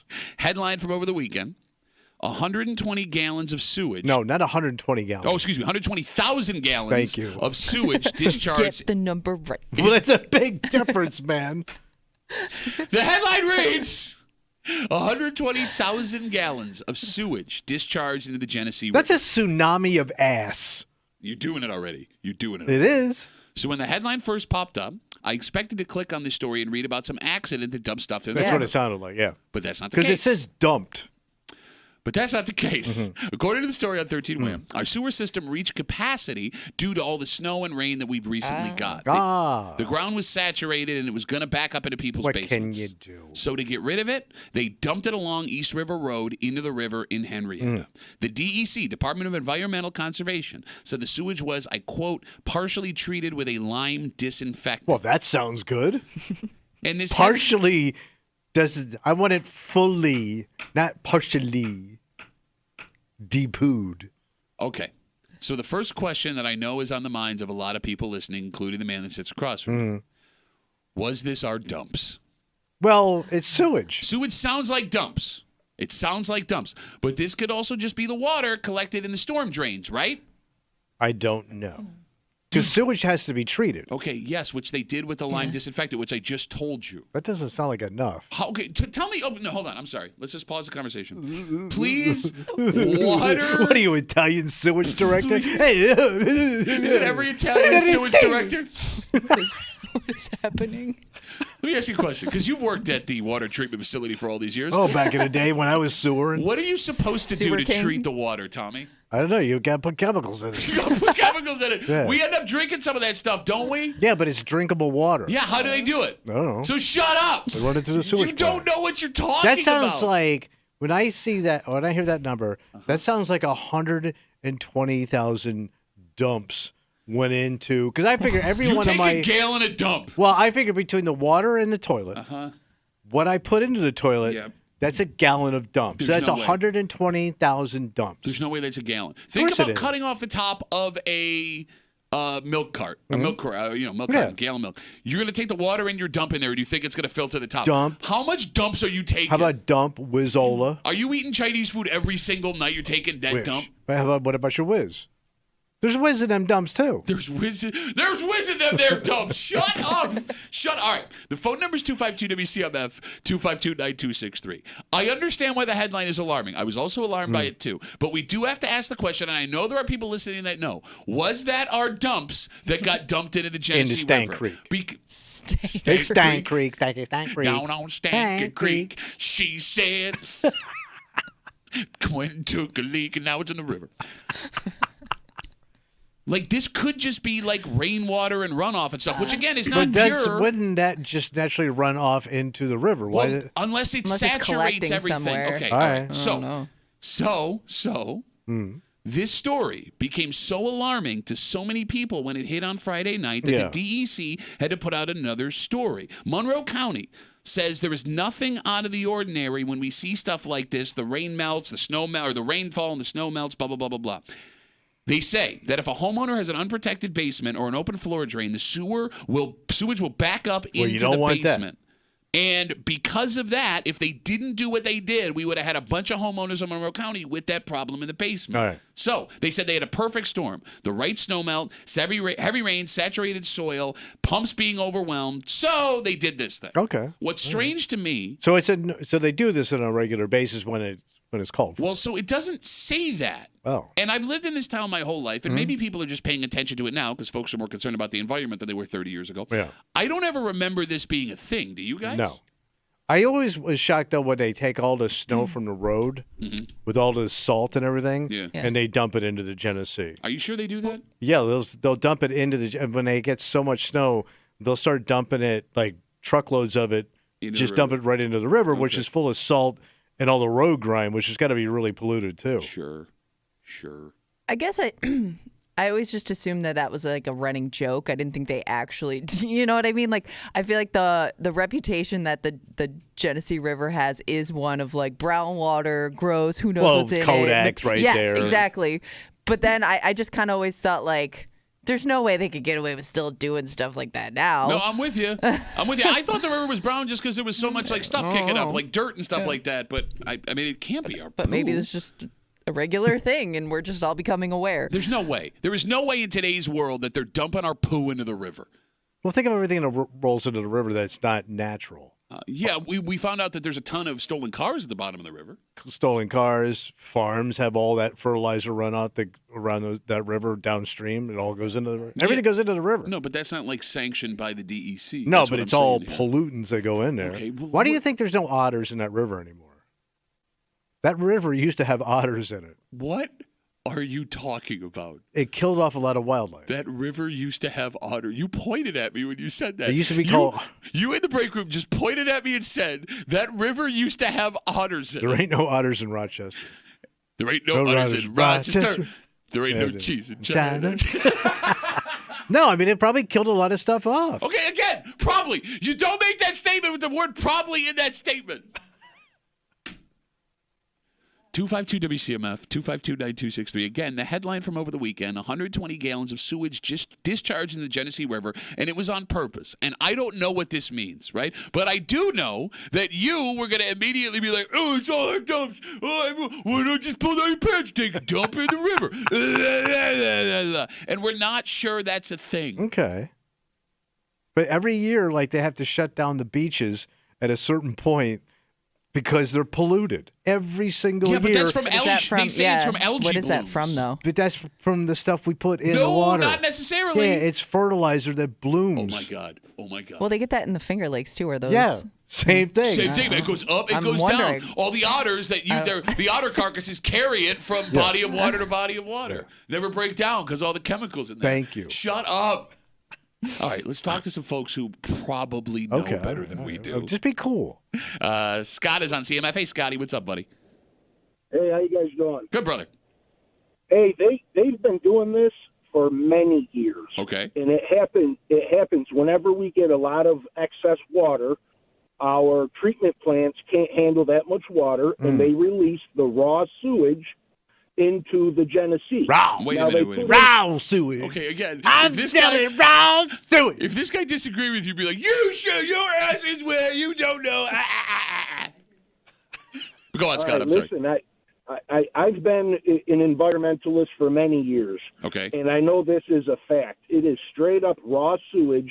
They put in Uncut a lot poo. of concentrated amounts of lime to help fight it and eat it, but that amount of lime is also bad for every single thing aquatic in that river. So you're telling me that like a trout can't do like a gin and tonic because of the lime that you put into the top of it?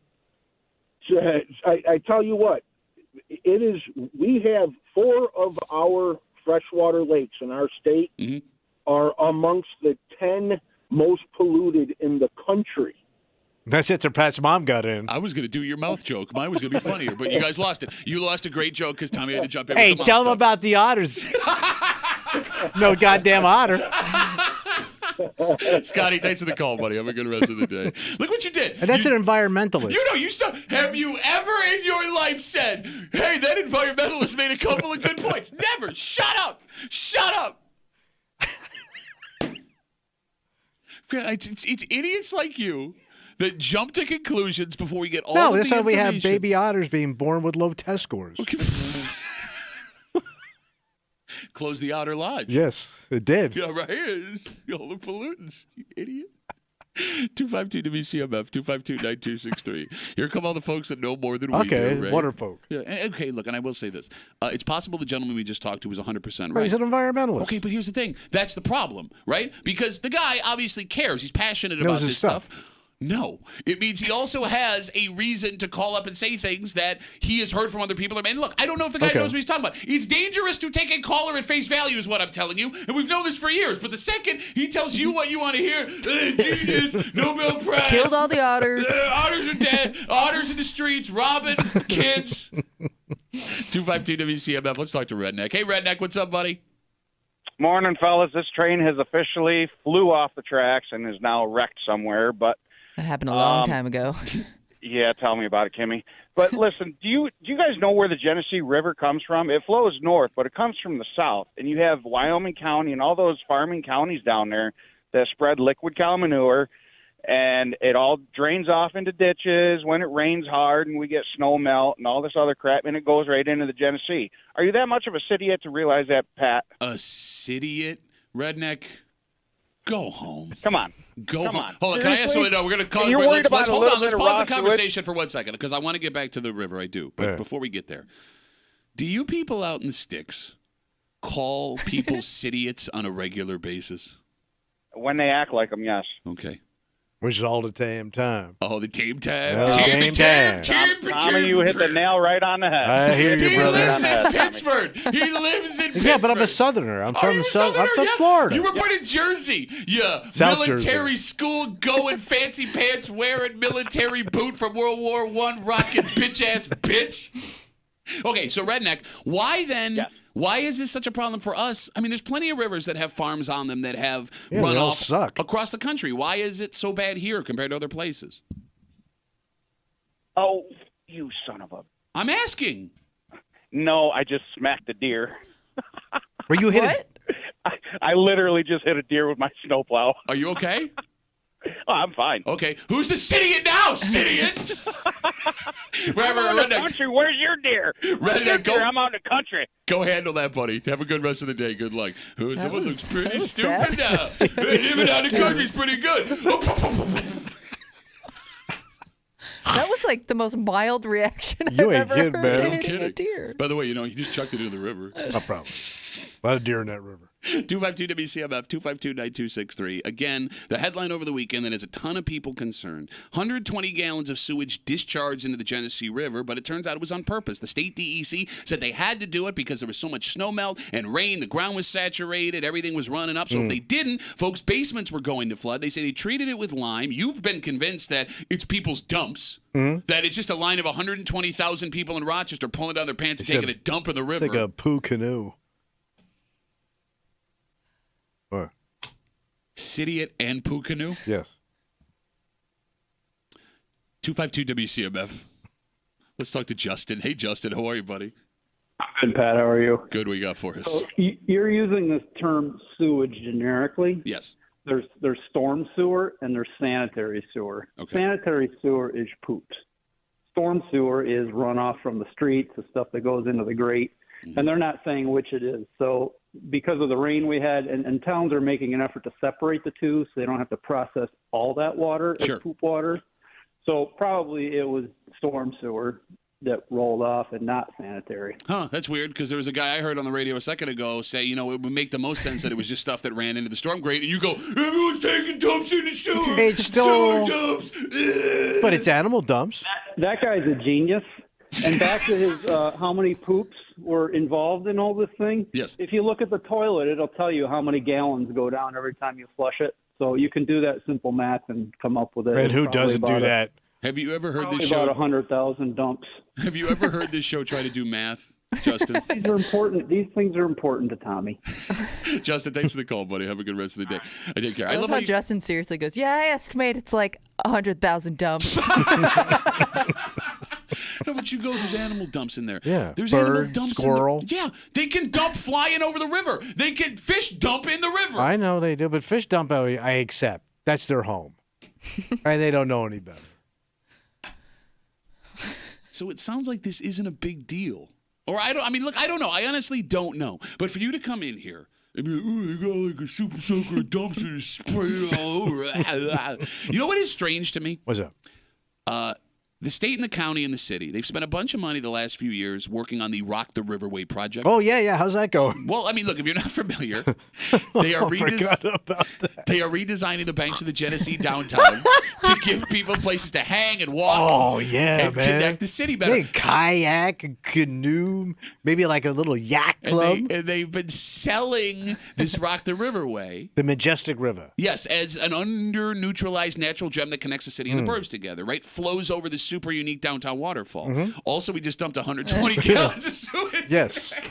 Should be great. This might Never be going to look at that waterfall the same. Seriously, it might be the worst time ever because, look, I mean, I guess it's a good thing that so many people were alarmed by that headline. Sure. Right? Because, again, you brought up, like, all the massive companies that used to be here. And who the hell knows what they were doing back in the day. When it was wide open. And nobody really seemed to care. Right. People care now. So, I mean, that's good. Okay. You're yelling about dumps. But it sounds like this is just going to keep on happening. They don't have another choice. Well, again, they said it was the perfect storm this weekend. But we do get a lot of rain, snow, so, I mean, it's going to happen again. According to environmentalist guy that called up. Yeah. And then the lime goes in the water. Yep. And we don't have any otters. Thank you. There's all kinds of problems. Yeah. By sea, by air, and by land. Whatever now. Well, this one by land. You know, we told you a story last week about how a woman who was caught stealing from the mail, she was a postal worker. Oh, yeah. She's going to do legitimate time. Yeah. And in fact, everyone we've seen that works for the post office that gets caught doing this, I believe, has done legitimate jail time. They take it very seriously. So serious, in fact, that even people that aren't postal workers, they want brought to justice stealing mail based on the reward they are offering for one crime that happened in the city. And we'll get to it next in the break room on 96.5 WCMF.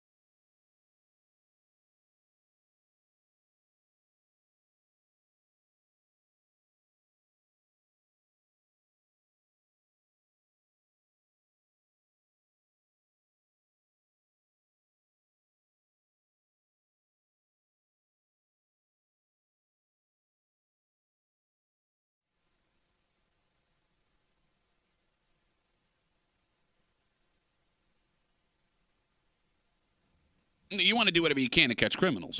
And, studies have shown that offering monetary rewards helps with that. Oh, sure. However, this amount of monetary reward for this kind of crime is absolutely insane. And we know that these people take crime very seriously. All right. But with a string of these recently, you're going to go broke.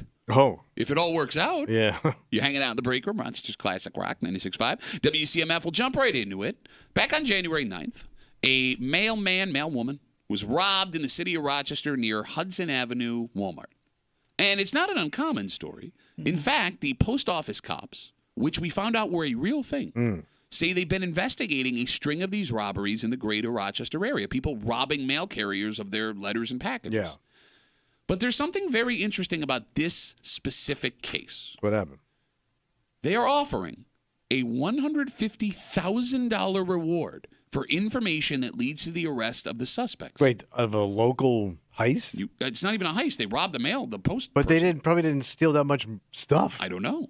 150 G. It's 100. That's a hell of a lot of money. Yeah. Yeah. Yeah, for one crime, which has one person in this room asking a very interesting question. Yeah, because like you said, we've talked about other similar circumstances where the mail carrier was robbed, but this one in particular, they're offering a $150,000 reward. If they've done it before, this is the first I'm hearing of it. So it made me wonder what was taken during this specific robbery that would have them so interested in this particular case. Okay, so there's two theories here. One, you are throwing out the idea that something special was taken. Maybe. That's why they want to get That's kind of these where people. my head went when I first saw this. Okay, don't hate that theory. The other question is, do they offer this amount of reward for every time a could be. postman is robbed? Because what do they offer somebody when they get kidnapped? It's like 50 G's, 60 G, like 70. I've never heard Might like. go there. Because I'm thinking like it's a reward, right? No. Are you talking about reward or are you talking about ransom? Well, they always offer a reward if you have any information on this person. Oh. Yeah. You could win this kind of money. It's not a game show, you idiot. You could win. It kind of is, Playing though. Crime or No Crime with Tommy Muley. It's not a game. But they offer money. It's like $10,000 reward For information. For information. I've never heard $150,000. That seemed like a lot. Yeah. This is insane. They can't unless they don't ever pay out. Now you're accusing the federal government of fraud? Not fraud, but That they would be go. fraud. Hey, $150,000? But they go. Oh, you know what? Yeah, we kind of knew that what this guy was. So no, we're not going to. That's fraud. You went from Was that fraud? kidnapping ransom to reward game Bait to and switch. I don't know where your head's at right now. What is going on? He's still stuck on that stupid sewage stuff. His brain's broken. All right. Let's walk through this logically. So, we told you last week about a female postal worker who was caught red-handed stealing out of the mail after they set her up with a sting operation. And we know that she's going to do time. And every other time we see a postal worker arrested for stealing from the mail, they end up like behind bars. Okay. They take it very seriously. And it makes sense. Look, you have to trust mail carriers. There's important stuff that goes through the mail. So it would make sense in that way that if you have someone robbing postal workers that You're going to do what you can. Exactly. $150,000. That's how seriously we take your mail. You need to trust the USPS. So it's not out of the question, Kimmy, that every time a postman gets robbed, postwoman, they offer this. My question is, if the best case scenario happens and 4 of these crimes get solved and they were 4 different people, that's like $600,000. Yeah. Where does that money come from? It's got to be tax money. By the way, breaking news, stamps now cost $70. They can't. Is it possible they believe that the people who robbed this postal worker are responsible for the rest of those cases? That's what I was thinking maybe too, but they specifically point out this one incident. You would think like their people wanted in a string of robberies. It just points out the one in this case. But maybe they don't know. They have a hunch. I don't know. Flush these bastards out with cash. I also wonder too, when they offer things like this, like how much information do I need to give you to earn that money? Oh, that's a good question. Because like, what if I just have like one little thing that I think could be helpful, but it doesn't I got like necessarily $10 worth of anywhere. information over here. Yeah, like No, I mean- how much? Like if I give you a lot of information, but you don't ever catch them, so am I just out of luck? She brings up a good question because, like, Crime Stoppers does this, Yeah. right? They'll offer, $5, $10, Yeah. $25,000 rewards for certain people, and I'm sure there are multiple people that call and offer tips. Yeah. How do they decide who gets what percentage Right. of that reward money? Ooh. If it's a small tip, but it leads somewhere, I don't know. Can I ask another question? Because, like, with Crime Stoppers specifically, they always say that thing at the end when they used to run it on the news. Yeah. That was my favorite thing at 11 o'clock when I was like 10. Oh, Crime Stoppers coming. Do I know anybody? They'd be like, you can stay anonymous, reward, blah, blah, blah, blah. Yeah. How can I stay anonymous if you're going to cut me a check for the reward? Well, then it gets a little weird. Well, no, like if I want to stay anonymous, do I Yeah. not get the reward? Do I have to Oh, make myself maybe. public? And then the further question, like, a tip that leads to an arrest. If I offer you this tip, am I going to have to like sit on a stand later? Because, where did this information come from? You would think you'd have to. Unless you Yeah. have another case. Well, no. I mean, it's possible they have a rock solid case. They just need to know where this guy is or who it was. I've never met anybody anywhere that's ever gotten any money off of this stuff. Why Have would you? No, but I don't know How anybody many that's people do you calling a know? tip to the cops. I don't think so. And also, if they wanted to stay anonymous, why would they then brag to you that they got that Because money? people can't keep their goddamn mouth shut. Well, if it's a serious situation where people could Well, hurt it's always you. a serious situation. Why do you think they're giving you money? Well, not necessarily. I mean, there's a Who difference. took the bread? There's a difference between reward for a murder and reward for a robbery Yeah. for a postal worker. And I'm not saying what this person went through wasn't horrifying, right? But like that one is more serious than I would guess. Like, hey, that guy killed somebody. We'd like, it Yeah, might still true. be dangerous. Okay, so just to be clear, you believe Yeah. one that ransom and reward money are the same thing. It's money to get the You case believe solved. that when they offer you reward money, it's like a game show. Yes. You also win. believe that the government is going to stiff you, which is going to then discourage people from offering Stiffola. tips. You just Because did they never say like we got them and we paid out anonymously. You But want maybe your they $20,000. don't want to tell You people you that. want To Yolanda encourage Vega. people to come You forward. want Yolanda Vega with a big check standing Yes. next to the guy. You are such an idiot.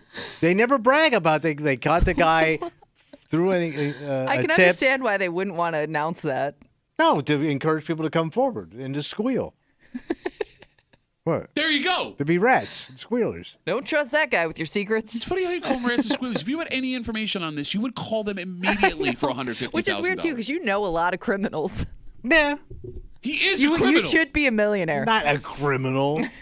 Bro, you would turn your wife in for $150,000. Look at me. I would not. Of course not. No. Okay. I mean, unless you brought home something really cool. Too. You definitely turned my wife in for $150,000. No, I would not. $150,000. No. I'm a good guy. So wait, you're arguing you're a good guy? That's why you're not helping don't. solve a crime my wife was involved in? Because you weren't part of the game show? I wouldn't turn in wives I know. So there's that. Even the bad ones. And we know some bad wives. We don't know $150,000 reward, bad You wife. Oh, yeah, the might. hell we do. Oh, wait, you're right. Now that I think Yeah. about it. And she got friends. What are you talking But that chick's bad, bro. about? Okay, She runs with a bad crew. let's take a break. Speaking of bad crew, we'll go from one crime story to another crime What do you story. There are two people who have been arrested out in Dansville, and we'll tell you what they were arrested for.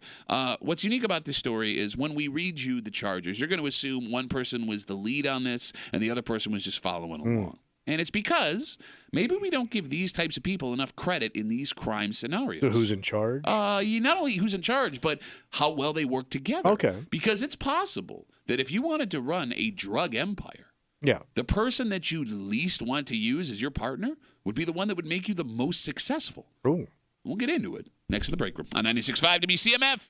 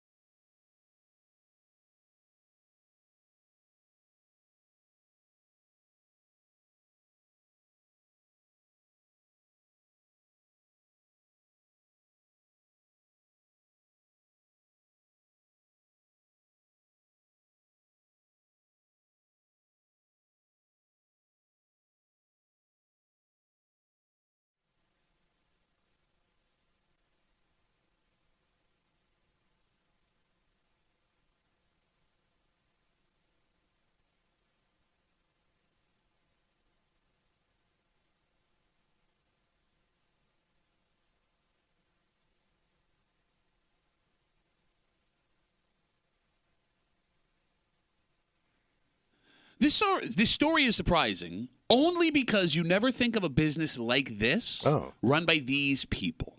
But maybe, just maybe, we've overlooked what these people are capable of. Well, who are these people? Because, Tommy, if you need to trust someone, which you would need to in this business, they're perfect. And if you need to fly under the radar, well, a cover like this one would be the best you could have. Ooh, a cover. You're hanging out in the break room, Rochester's Classic Rock 96.5, WCMF. You hear our beautiful voices every day. Oh, sure. But did you know you could also see our faces? You'll watch us? That's right. You can catch us on the Odyssey app, on WCMF.com, and Reddit. Nope, not Reddit. We still twitching? Twitch, thank you, and YouTube. YouTube, you can get us, and Twitch. The Break Room WCMF, the live stream is up. It is rolling. We look very nice today. The best hoodies money can buy.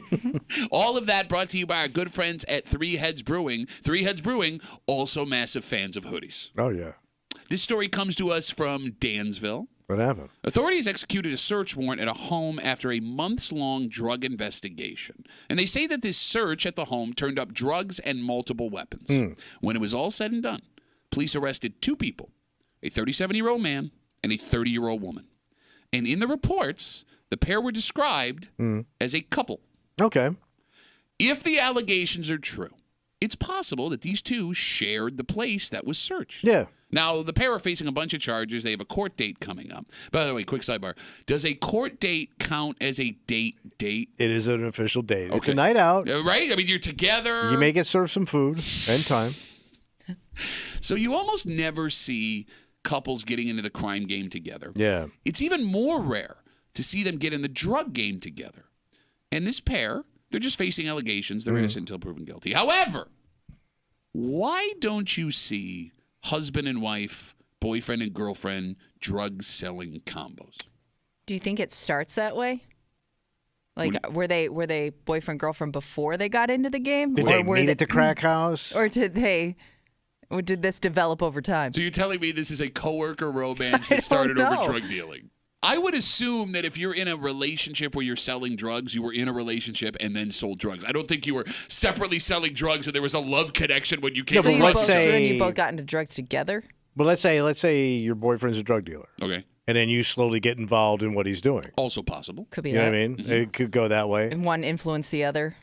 All of these things are possible. But what's funny is working together is hard.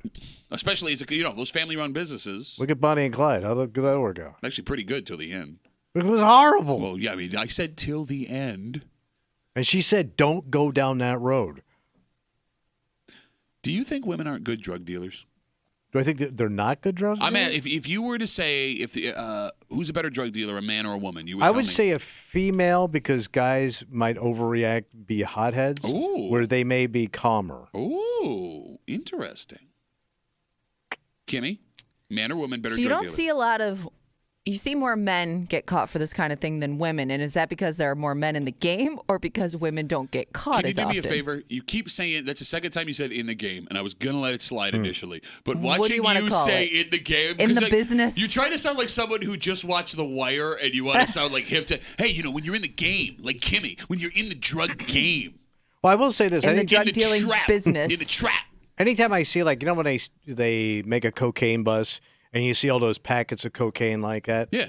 I go, my wife can fold like that.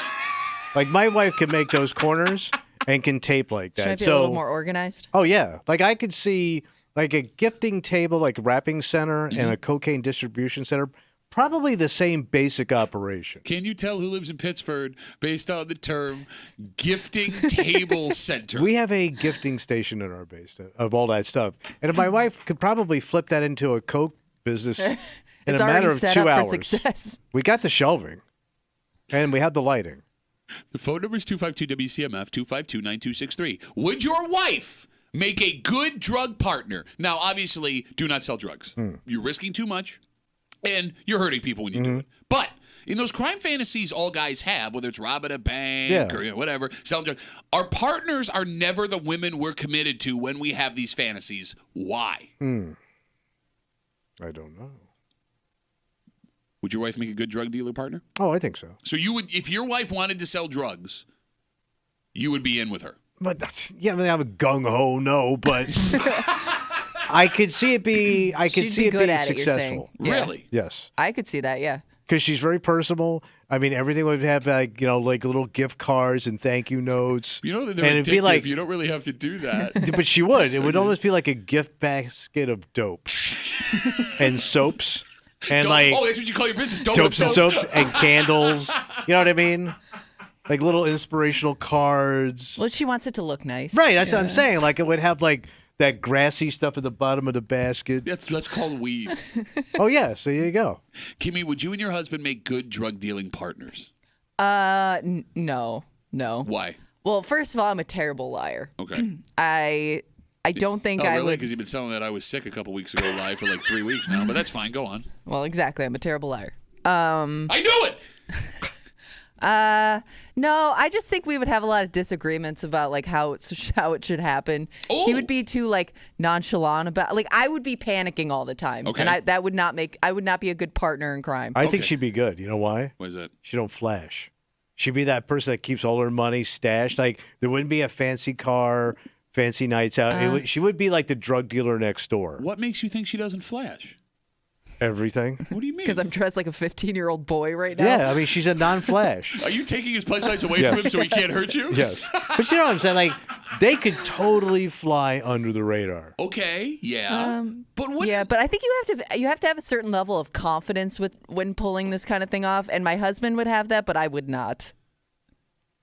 You know, Kimmy brought up a good point, like the disagreements they would have about selling drugs. Is that why? Well, it could kill. That could kill you. But maybe that's why most guys, when they think of that, if I was going to sell drugs, here's who I would do it with. You're right. Like think about the disagreements you have just everyday life, small petty things that blow up into massive arguments in your house, right? Right. Like now when your freedom and your potential safety's on the line. But maybe that brings you together. Maybe the potential risk draws you closer. Those other things don't matter. I can really bring a couple together. Well, you definitely have to be, on the same page. 252-WCMF, 252-9263. We're talking about this warrant that was served out in Dansville. A 37-year-old man, 30-year-old woman arrested. Police say they found drugs and guns. Like we said, months-long investigation. But they're described as a couple in the story, which is strange because you rarely see couples arrested for selling drugs. And as we have this discussion, Tommy's convinced that his wife would be the perfect drug-dealing partner. Here's the question. Right. It's also possible we don't think of women as drug dealers because they have traditionally a better moral compass. Yes, they do. Would they want to do it? Because, Kimmy, you wouldn't even it wouldn't cross your mind to even consider doing something like this. No. Okay. No, I'm too scared. Tommy, is there enough money to be made where you could sell your wife on selling drugs? I think that would have to be it, right? Like a quick score, you can make so much money so fast. Okay. Like that might be so intoxicating. All right, let me ask you a question. Hypothetical situation. Like you'd have to work years to make this money that we can make just driving over to this house. All right, let's say you got to be drug dealers for 6 months, you and your wife. Yeah. But there's $500,000 in it for you at the end. And by the way, under the T. Well, no, I mean, if you pay taxes on it, then... You don't pay tax on drug money? Well, no, there is a spot on your tax form, which you can, in fact, with taxes coming up, you can look at it. There's a spot for drug money. I'm not exaggerating. You get arrested immediately. You don't know. Look, that's how they get a lot of these big-time drug dealers is on tax evasion. It's how they got Al Capone. All right, so I'm going under the T. Okay, fine. You're going under the T. Do you think your wife, for 6 months of risk, because she could lose everything, not see her kids, her grandkids grow up, right? And that's the fly in the ointment right there. But $500,000 for 6 months. Could you sell her on it? No? I might just do it on my own. Okay, now you're busted. I know. Okay. But as soon as you say grandkids and all that stuff, no. $500,000 though, man. Think about the life she could provide for them. You guys would never have to worry about money again. Like $500,000 for you. That's $1 billion for Kimmy. You're not going to outlive $500 million. I know. Kimmy, would you do it for $500,000 in 6 months? I was going to say maybe if I thought I was only going to be doing it for a short period of time, I might be a little bit more likely to do it. Now, keep in mind that short period of time can get even shorter if you get caught. Or there's killed. no guarantee. Yeah, exactly. Like you're running risk Well, I think here. part of the fear of getting into it in the first place for me would be like, how am I ever going to get out of it once you start? Okay. So I guess Pull if there's me like back in. I guess like if it's just like a one-time thing, like maybe I'd be more likely to do it, thinking there's less chance of me getting caught just doing it once. So that's what happened to a guy I knew. His brother got busted. Good catch. Hey, man, I can deal drugs. That's what happened to my guy I knew. His brother. I told you. I work with the kid, I'm and his kidding. brother was involved. He wasn't directly, but he was getting all he was getting money for was actually doing his job and looking out the window and reporting to these guys on a radio. And he still got caught. Oh, big time. Like, how stupid does he have to be to big. get caught looking out a window? Well, because they figured to it get out. caught? Like the Coast Guard figured out there's only one person that would have this information. It's that dude sitting right there. And he thought he was free and clear, and he was living the life, brother. Well, until he got living the life. caught. Did he do federal time? Oh yeah, How long? he may still. Wait, seriously? Oh yeah, this is back when they weren't messing with cocaine.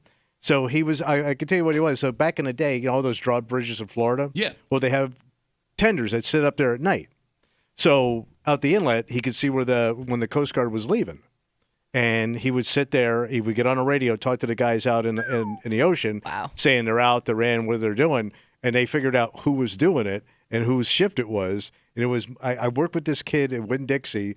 We were both just a couple of clerks, and his brother always had like cars, motorcycles, dressed sharp, and he's working a job that probably paid you $8,000 a year. Okay. And they nailed his ass bad. He was in all the papers. How long did he do it for? I don't know. Oh, okay. I was wondering how long it took until he actually got caught. I think they just figured it out pretty quick. And look, there's the reason why you don't do this stuff. I mean, past the moral conviction. I mean, like you're. But all he had seriously- to do, he wasn't even touching anything. He was just saying, "Hey, here they go. They're over here." We got Facebook messages coming in again talking about this couple as they're described in the story. Arrested after a warrant served, drugs and guns found, month-long investigation according to police. We talked about how you never see couples get arrested for drug dealing. This comes in from Dave. Dave writes us, you don't see couples selling drugs together because women don't want to do this. If I went to my wife and said this was an opportunity, she would tell me no, and she might even leave me for it. Are you sure? Are you sure? Because what normal couple has ever had a conversation, do you want to sell weed? Do you want to sell coke? How do you feel about mushrooms? Like, can you say with absolute certainty, if you brought this up as a joke to your wife tonight at dinner, that she would immediately recoil at the idea? Oh. I think it would say a lot about her trust in you. If you brought it up and she immediately said no, like, that's just her saying, there's no way your idea would be good enough or you could pull it off. Look, we're pieces of crap in here. She could also just not be she could be morally opposed to the idea of selling drugs, which a lot of, I get it. Yeah. That's completely a reasonable take. Well, let's say that they're like soft drugs, they're not hard drugs. So you're like selling pot or something. Pot or, Give me another soft drug. I don't know if there's an and past soft. I would say like cocaine is a softer Okay, of all the if drugs. you can overdose and die, it's not a soft drug. Why have- did you put your hands up? You could have 10 shots of whiskey and die. Yeah, don't do that. Yeah, don't. You stop But I'm talking. saying it's a softer drug. So maybe just pot here. Well, Like there's no needles involved, fentanyl. No, that is okay. I'm not saying they're good, Pat. Would a woman, Tommy, Yeah. who dealt drugs in her past, be a deal breaker for you starting a relationship? No. No. In their past? Yeah. No. So you'd give her a chance if you found that out up front? Sure. I mean, if she's an older woman and she's kind of like on the straight and narrow, yeah. Let's say she did time. How much time? 3 years fed. ooh. No, I think it'd be all right. Really? I mean, she was a good-looking woman. And she's not too inked up. So you could do a relationship with that woman? As long as she's not too inked up. Okay. So no tattoos. Let's say I love how you assume everybody that goes to And jail that's gets what's, inked. yeah. Like there all the are things. white-collar drug crimes where people get busted and do federal I time. understand. Right? And even I mean, that if she may be something went, to I mean, dig. she went to like soft-ass girl Oh, prison. no, it was hard prison. But it was 25 years ago. She did 3-year stretch. Oh, yeah. Come on. Would you tell her not to tell that story around your family? No. So you'd be okay with your brothers finding out that you're dating a woman that did 3 I mean, years? at my for- age, Okay. if I was, I will say this: I was a younger man. I would probably tell her no. Okay. But at my age, what do I care? I mean, because you got kids and nieces and nephews, you probably don't want that out there to encourage them. You wouldn't tell family, but would you tell buddies? Oh, yeah. Like, would that almost be a thing to brag about for Absolutely. some guys? Oh, absolutely. Because she's kind of Oh, edgy. yeah. Yes. I'm wondering, like, I didn't know if you'd just be overall embarrassed about it or if there would be some times where you would actually think it's cool and want to show it off. Oh, in that moment where I think it's cool, I'm definitely dropping that. No, but here's the thing. Especially man. if some guy's bragging about his old lady's like lame ass skill, or something like somebody's bragging. Guys will brag about their wives, but it's like, who cares? Okay.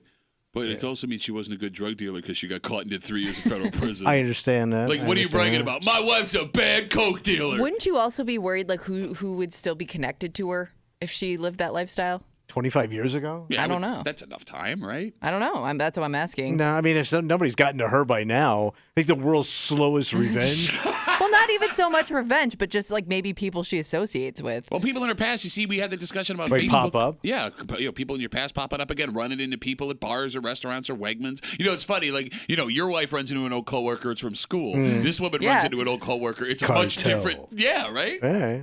But that guy might be pretty cool. He might be on the straight now. It's so funny, like your white bread East Side ass thinks you'd be able to hang with people like that. Like, it's cool. If that guy walked down your street, you would call the cops immediately. Do you think you're going to stop at Pittsford Wegmans? A Colombian drug lord. What? Who are you in your own head? Oh, regular ass guy, I guess. You know what's weird? I wouldn't judge this woman for her past. Like, I wouldn't have, like, a moral objection. People can change, right? You make mistakes. I think I would be too intimidated by it. Why? Well, one, you said you would brag about it to your buddies. I wouldn't tell my buddies not out of shame, but because it makes my wife sound more badass than I am. She's tougher than you. Yeah, I got to be the toughest one in the relationship, at least from the outside. I don't want everyone to think that, like, if push comes to shove, she's going to be the one that, like, grabs a straight Protects razor at you. the bar and, like, holds him down. Yeah, exactly. But there are couples where the wife has a more macho job than their husband, like legit. And you make fun of those guys mercilessly. Oh, but maybe One of them was our friend and former coworker, and on an hourly basis, you would let him hear about it. See, there it is. You hear that Such evil an laugh? evil- Well, that guy was a evil huge laugh. puss. Oh, yeah, was not anymore. Now he's lifting weights. What are you talking about, was? All right, let's take a break. As we have this discussion about age and things that you do, right? What's to be expected? We got some news from just west of us about a couple of incidents that happened in the Bills parking lot throughout the season. Okay. And most of the people arrested for this thing that became a sensation right before this Chiefs playoff game, they're the folks that you would expect. Mm-hmm. And there's one man. One man. One man. I have so many questions for this man. How does a man of this age end up in this situation? Really? Because, by the way, Kimmy, he was the only one arrested in his incident, it seems I know. like. And he's old. All right, we're going to tell you the oldest member of the Feed the Pit gang in Orchard Park. And we'll do it next here in the break room on CMF.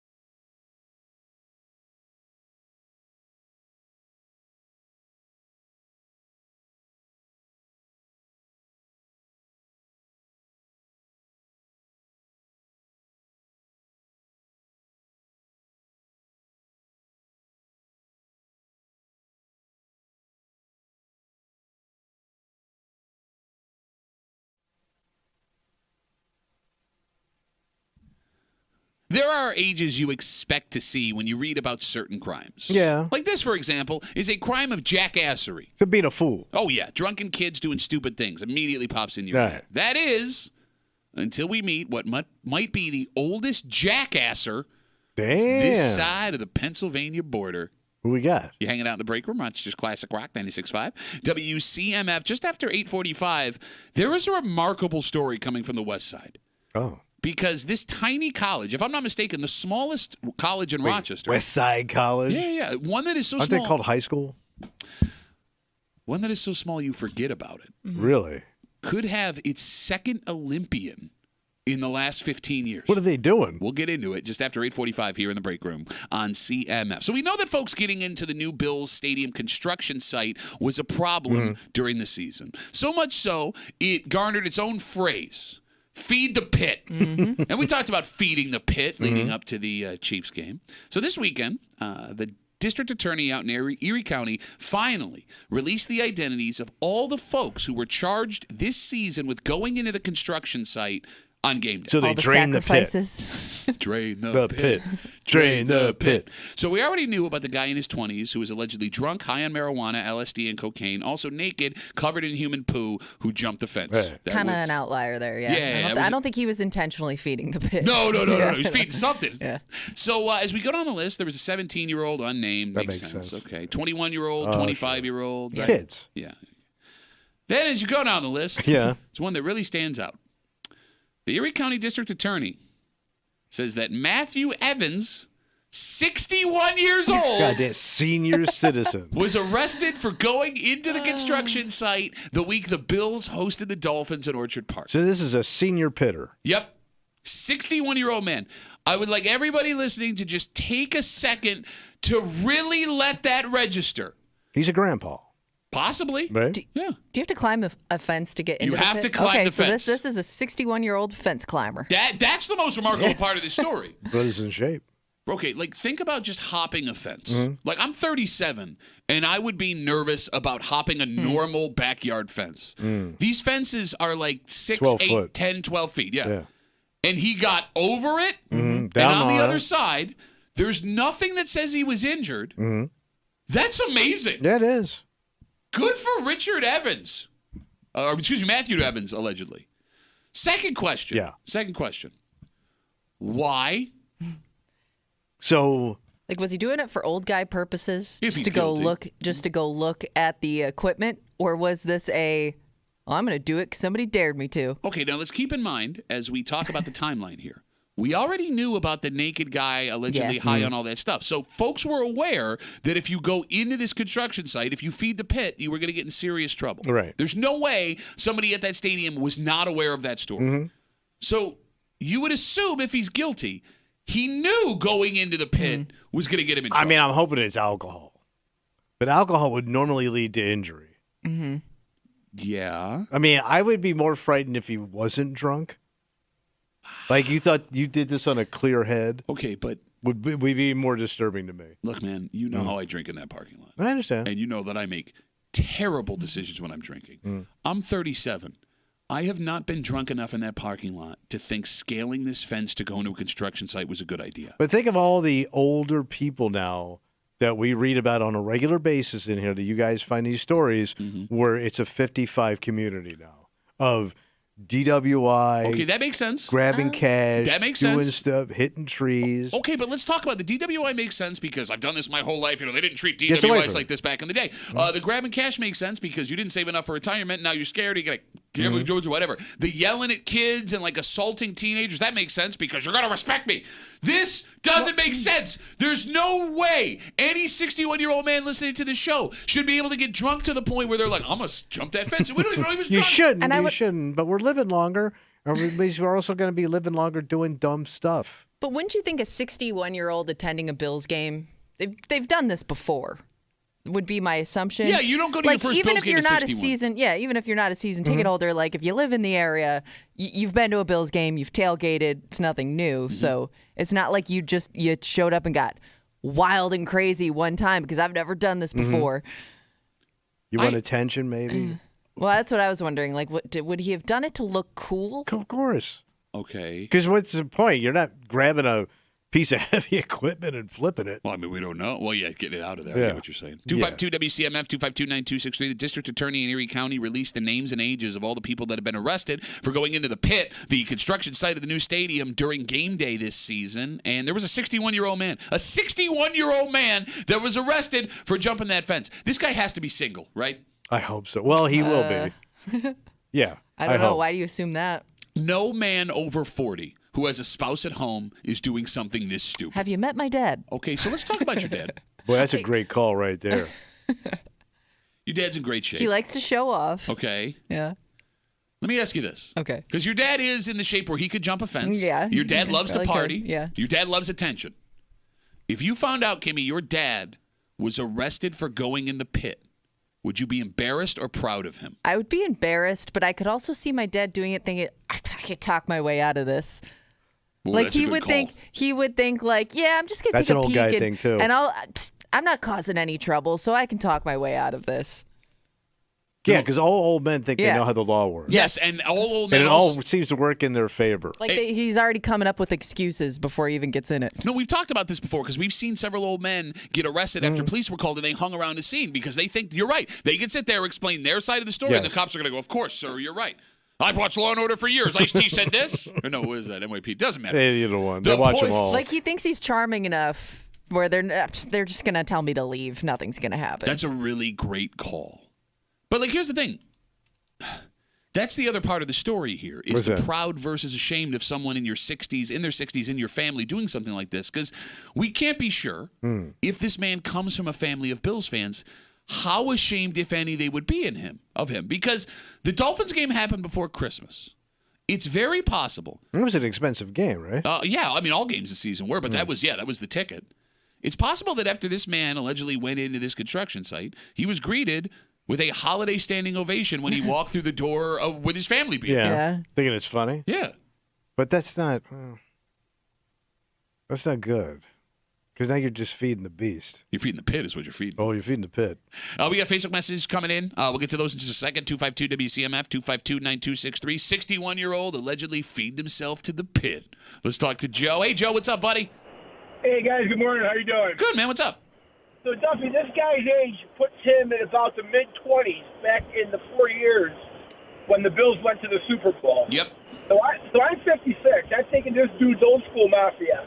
We raised some hell back in the day. Okay, but see, that's just it. The last couple words there. And back that's what in he the said day. as he jumped over the fence. But here's what I'm thinking. I'm thinking that playoff game against Houston, this guy was at. We were down 35-3. We had to jump the fences to get back in. We had no other way in. You're saying it's So symbolic. this guy's got practice. He's done it before. Okay, but again, we're talking a 40-year body difference. I will say this, that I've told the story on the air before. I was at that game, and I went to get French fries. Of course you did. I think I was like 8 years old.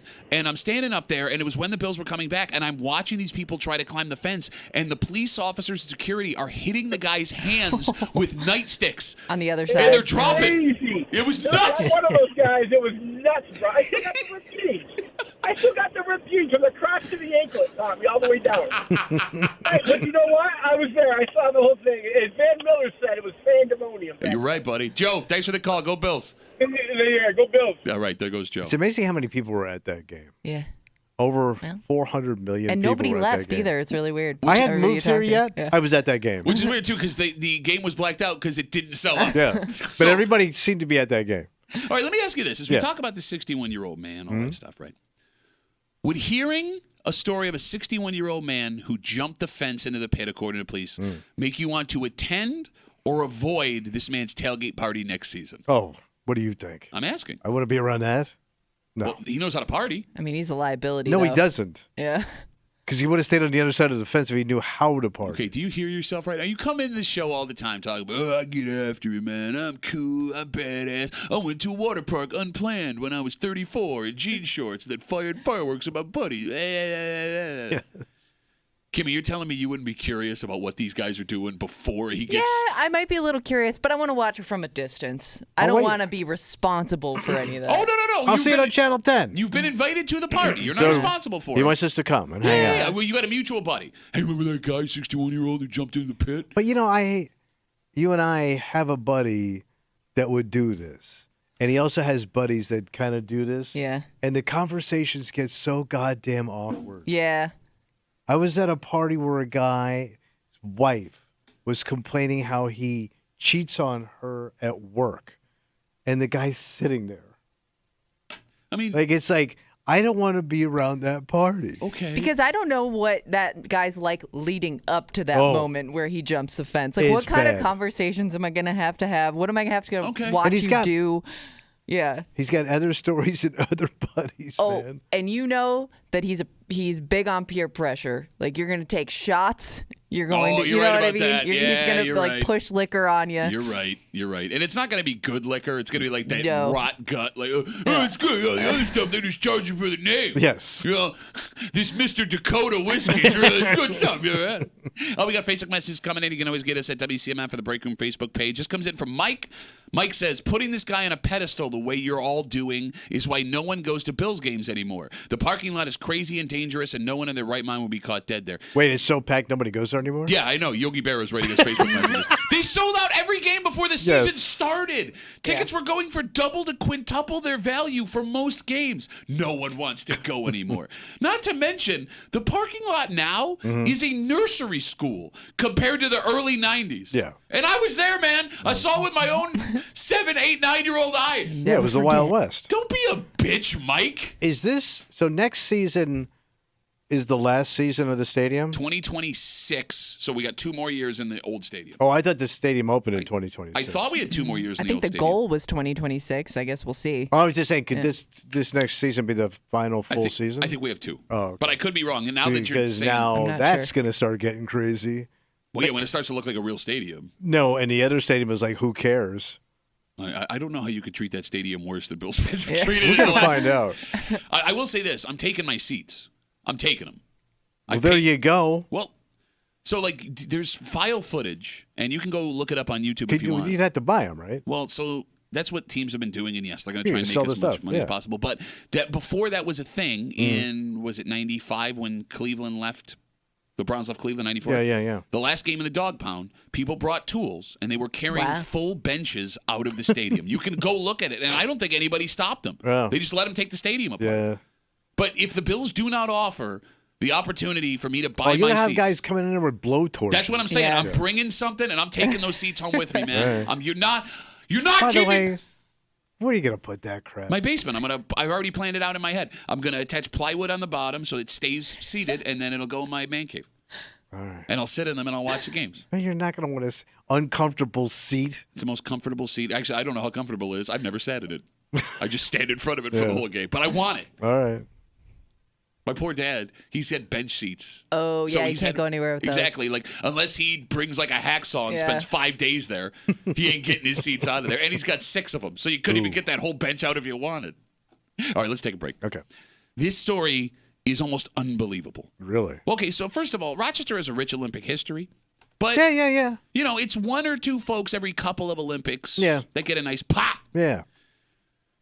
You don't expect athletic greatness to come from this college. And I don't mean that as a slam. First of all, they're not even an NCAA school. They're NAIA, if I'm You said not it's very mistaken. small. It's the smallest school in Rochester. So much so, everyone forgets it exists. And it's a West Side college. West Side. However, we could be looking at the second Olympian from this college in like the last 10, 15 years. This specific college. Is it summer or winter? Summer. All right. We'll tell you all about this story, and we'll do it next here in the break room on 96.5 WCMF.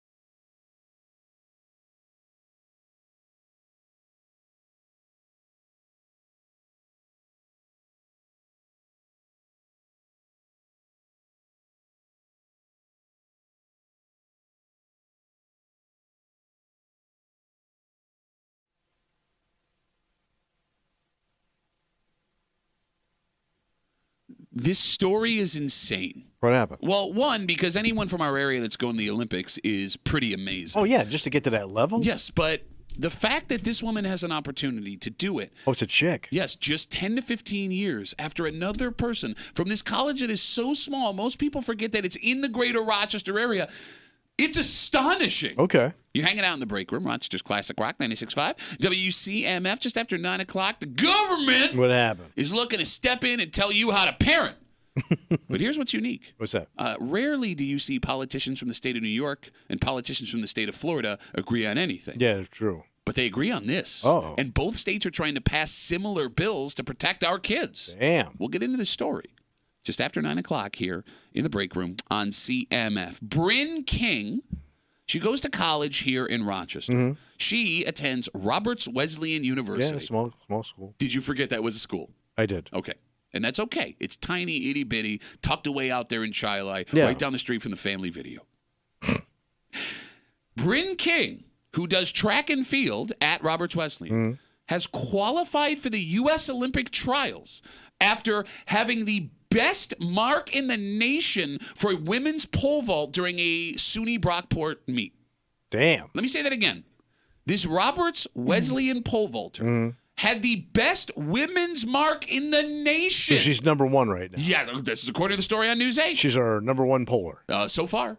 And she will have an opportunity to go and compete against the other best pole vaulters in America to represent the United States in the Olympic Games. And that story in itself is remarkable. Yes. A small school athlete, if I'm not mistaken, Roberts Wesleyan is so small. How small is it? It's not even an NCAA school. What is I it? think an- it is. So did they move? I thought it was NAIA. I know it's technically like Division I don't even know 2. what that is. What's it, NAIA? I don't know if it National changes Alliance across- of Independent Albatrosses. I thought it was like alcohol-free beer. Something like that. Yeah, maybe it's different throughout their different sports. I don't Gotcha. know. I'm Okay. not sure. Look, I apologize Yeah. if I'm wrong. But that's an amazing story. It You is can't really top that, Pat. Well, actually, you can't. You can't. Because what is happening at Roberts is happening for a second time. That's a pretty amazing thing, Pat. Jen Schur had a 17-year record-breaking pole vaulting career and won 2 Olympic medals pole vaulting. Yeah, she was like, it was her and this Russian chick, I remember, were like neck and neck as the best in the world. She also went to Roberts. Yeah. Those two are Roberts. Well, Jen's a Robert alumni, and this girl will soon be a Roberts alumni. So I wonder if one feeds the other because she went there, the training was better there to learn how to do this, like the coach stayed or something. oh, Because you the wanna- coach was her, I think ended up being her husband. So you want to know who her coach is? This girl who's going to be who qualified? Schur? Yeah. She's that She's makes sense. coaching her. That She makes is sense. coaching her. Damn. Well, there you go. Yeah. So, What freaking secret I does know. Jen Schur know about pole vaulting where you took someone else from one of the smallest schools in the region and have her at the doorstep of qualifying for the U.S. Olympic team? Because I'm guessing you had to be a certain size to do this. I know nothing about pole I vaulting. don't either, but I'm guessing Yeah, I because it's don't know such a what, like- uniquely weird sport to do. Well, I mean, what Olympic sport isn't uniquely weird? Pole vaulting is one of those things, though, that it just looks weird. Well, to your point, like there are certain sports, especially in the Olympics, where like you just have to be a certain size. Like sometimes it's the bigger the better, sometimes it's the smaller. Okay. And if you're I don't know over, if you're taller, it works. You're lankier. Yeah. You always look like you're trying to escape prison when you pole vault. I forgot. Did you say this woman's from here too? I don't know if she's from or, Rochester. Like somewhere around here. She's a 5th-year student at Roberts. Oh. It doesn't And she's say. number one.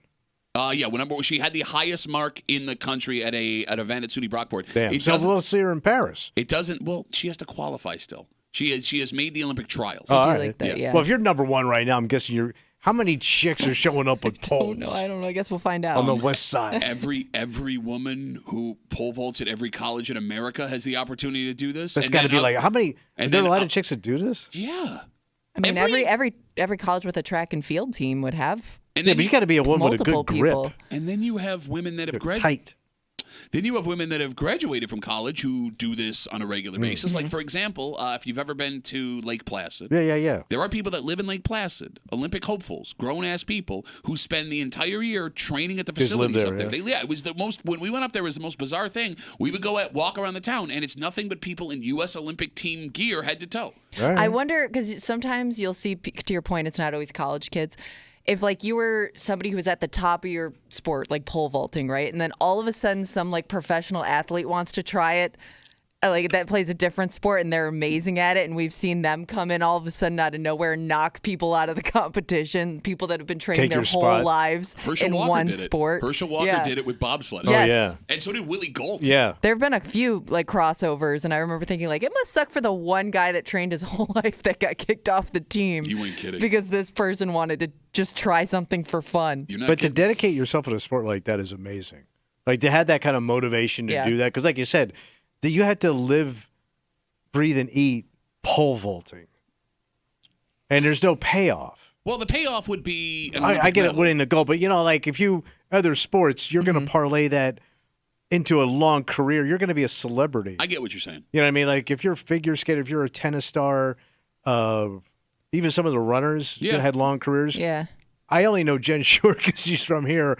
I don't know the name of that Russian chick. Yeah. That was like a real ass to her. But with Jen Shur, again, we're talking about this woman. Her name's Bryn King. She's a Roberts Wesleyan student right now. She currently has the top mark in the nation for a women's pole vault at an event at SUNY Brockport. She's qualified for the U.S. Olympic trials. She will be the second woman in like the last 10, 15 years from Roberts Wesleyan to be a step away from going to the Olympics. She can go to the Olympics. What makes it even more remarkable, the other woman who did this, Jen Shur, 2 medals, Olympic medals in her career, is her coach at Roberts after also doing this, coming out of Roberts. But, you say there's no, payoff at the end. Well, I yeah, mean, like a Mary Lou Retton. You're right, but Jen Shur's made a career out of this. In fact, Well, yeah, I mean, she got a nice job. I mean, look at it this way. If this woman makes You're not the going to be on Kimmel. Well, you can make that argument for a lot of Olympic sports. They're really, I mean, they make the most of their, 4, maybe you get like 2-3 Olympics out of it, depending on your sport. But that's kind of it for your sport. That's the only time you're going to watch that sport is when the Olympics are on. And it's also pretty remarkable how many Olympic athlete stars we've had come out of the greater Rochester area. Well, the biggest one would have to be Kathy Turner. I would think so. Because she won a bronze. Didn't She might have she- won. Actually, she may have won a gold. I thought she won a gold. Yeah. Kathy Yeah. Turner, the I speed thought so, skater. too. And that was, when I was a kid, that was like the biggest story in the world. And you've had a bunch of skiers from around here that have hit. Yeah, all the Recently. Pittsford kids. I don't even know their names. Just kid from Pittsford, kid from Pittsford, kid from Pittsford. They're all named Britt. Brian Giunta, Ryan Callahan, both represented the United States in the But Olympics. they kind of did that later on as professionals. Oh, no, also coming. No, well, yeah, but I mean, they still did yeah, it. true. Okay, Yeah. well, you try. Well, I figured once you win a Stanley Cup and then you go back to the Olympics, I'm not as impressed. I'm more impressed with the Stanley Cup. I don't know. Still gets competitive. There are probably more eyes on hockey during the Olympics than at other times of the year, And right? Callie never won a cup, with all due respect. I Right. mean, you go in and represent your country. That's a big deal. And Dick Burkle, if I'm not mistaken. Who? Track star. He might be the most successful out Dick of. Burkle? Yes, I hope I'm saying I've that never name. heard that name. He made the cover of Sports Illustrated. Man, was this like in the 1920s? 70s, I think. Dick Burkle. I think I'm saying that right. Well, that's when Dick Burkles were popular. Let's see You here. could be an athlete named Dick Burkle. Dick Burkle, American Olympic athlete, world record holder for the indoor mile, known as one of the most successful walk-ons in the history of collegiate running due to his success in Villanova, born in Rochester, New York, 1947. And he indoor what? Track, running. Oh, Yeah. If I'm not mistaken, he was on the cover of Sports Illustrated. where is Dick now? He passed away recently. All right. May he rest in peace. My thoughts and prayers go out to the whole Burkle family. I don't know, man. That's a legitimate question. Why would Did you- he parlay that why into do some you- money? Well, no, because you've never heard of him. I don't know. Just because I didn't hear him, maybe he hit. Did he ever get on Carson? Yeah, right here. It says he was on the cover of Sports Illustrated twice, once running and once on Carson. Well, Carson was the Kimmel of the 1970s. You're an idiot. 252 WCMF, 252-9263. Let's take one call. Jeff is on CMF. Hey, Jeff, how are you, buddy? Hey, good. How are you? Okay, man. good luck following Dick Burkle. I don't even know if I'm saying that the right way. I've only read his name. I like the way you're saying it. Okay, great. Jeff, you were saying, buddy. I'm sorry. No, just going to comment. My son actually started doing pole vault last year. He's in high school, and it is something that is. I mean, it's a phenomenal thing to watch. Yeah, it's up live. there. I mean, it's hard, and I mean, he just started doing it just out of the blue and loves it. But he said there's things you can do to really expand, like how you can get over that. I mean, these kids are 13, 14, 15 years old, clearing 10, 11 feet, and something that is beyond my beyond my skill set. Well, So, obviously, Jeff, Jeff, you're talking to us. I mean, we didn't expect much out of you. True. But let me ask you a question. From one father, Yeah. one sports dad to another sports dad, there are games where I watch my daughter out there and she's flying around playing with reckless abandon, and it gets me nervous, right? Sure. Jeff, Yes. what is your stomach feeling like as you're watching your son with a giant pole trying to clear this bar with nothing between him Flying and the through ground the if he air. screws up? Yeah, no, it's the first few times I watch it is very nerve-wracking because I've never seen him do it until the first meet. And they do a lot of training throughout the school year. So as he's been doing it now for, at least a year and a half, nerves are not quite as much as they were when I first started watching them. All right, well, that's good. How many guys are on So it that is, I think team of his pole vaulting game? How many? that do pole vault? There's like six boys that do it, and there are 4 or 5 girls that do it. I wouldn't even think you could get that many kids to do it. Bro, you give you a stick and you get to go fly through the air? What kid doesn't want to why do not that? try it? I mean, I couldn't. Yeah, I would have broken that stick in half in high school. They're on with 12-foot poles trying to get over a 10, 11-foot height bar. So Yeah, well, it's pretty Tommy's. fun to watch. I don't know if you know, Tommy's mom tried to do pole vault in high What school. happened? Well, she kept falling on that 12-foot pole.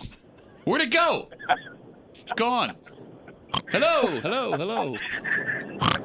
Jeff, send your son to Roberts. Get him in the Olympics, buddy. Thanks for the call. I appreciate it. Hey, you got it. Have a good one, guys. Take care. Isn't that just a girls' school? Roberts, no, it's No, boys. it's in boys. school. It used to be boys. just girls. Both. No.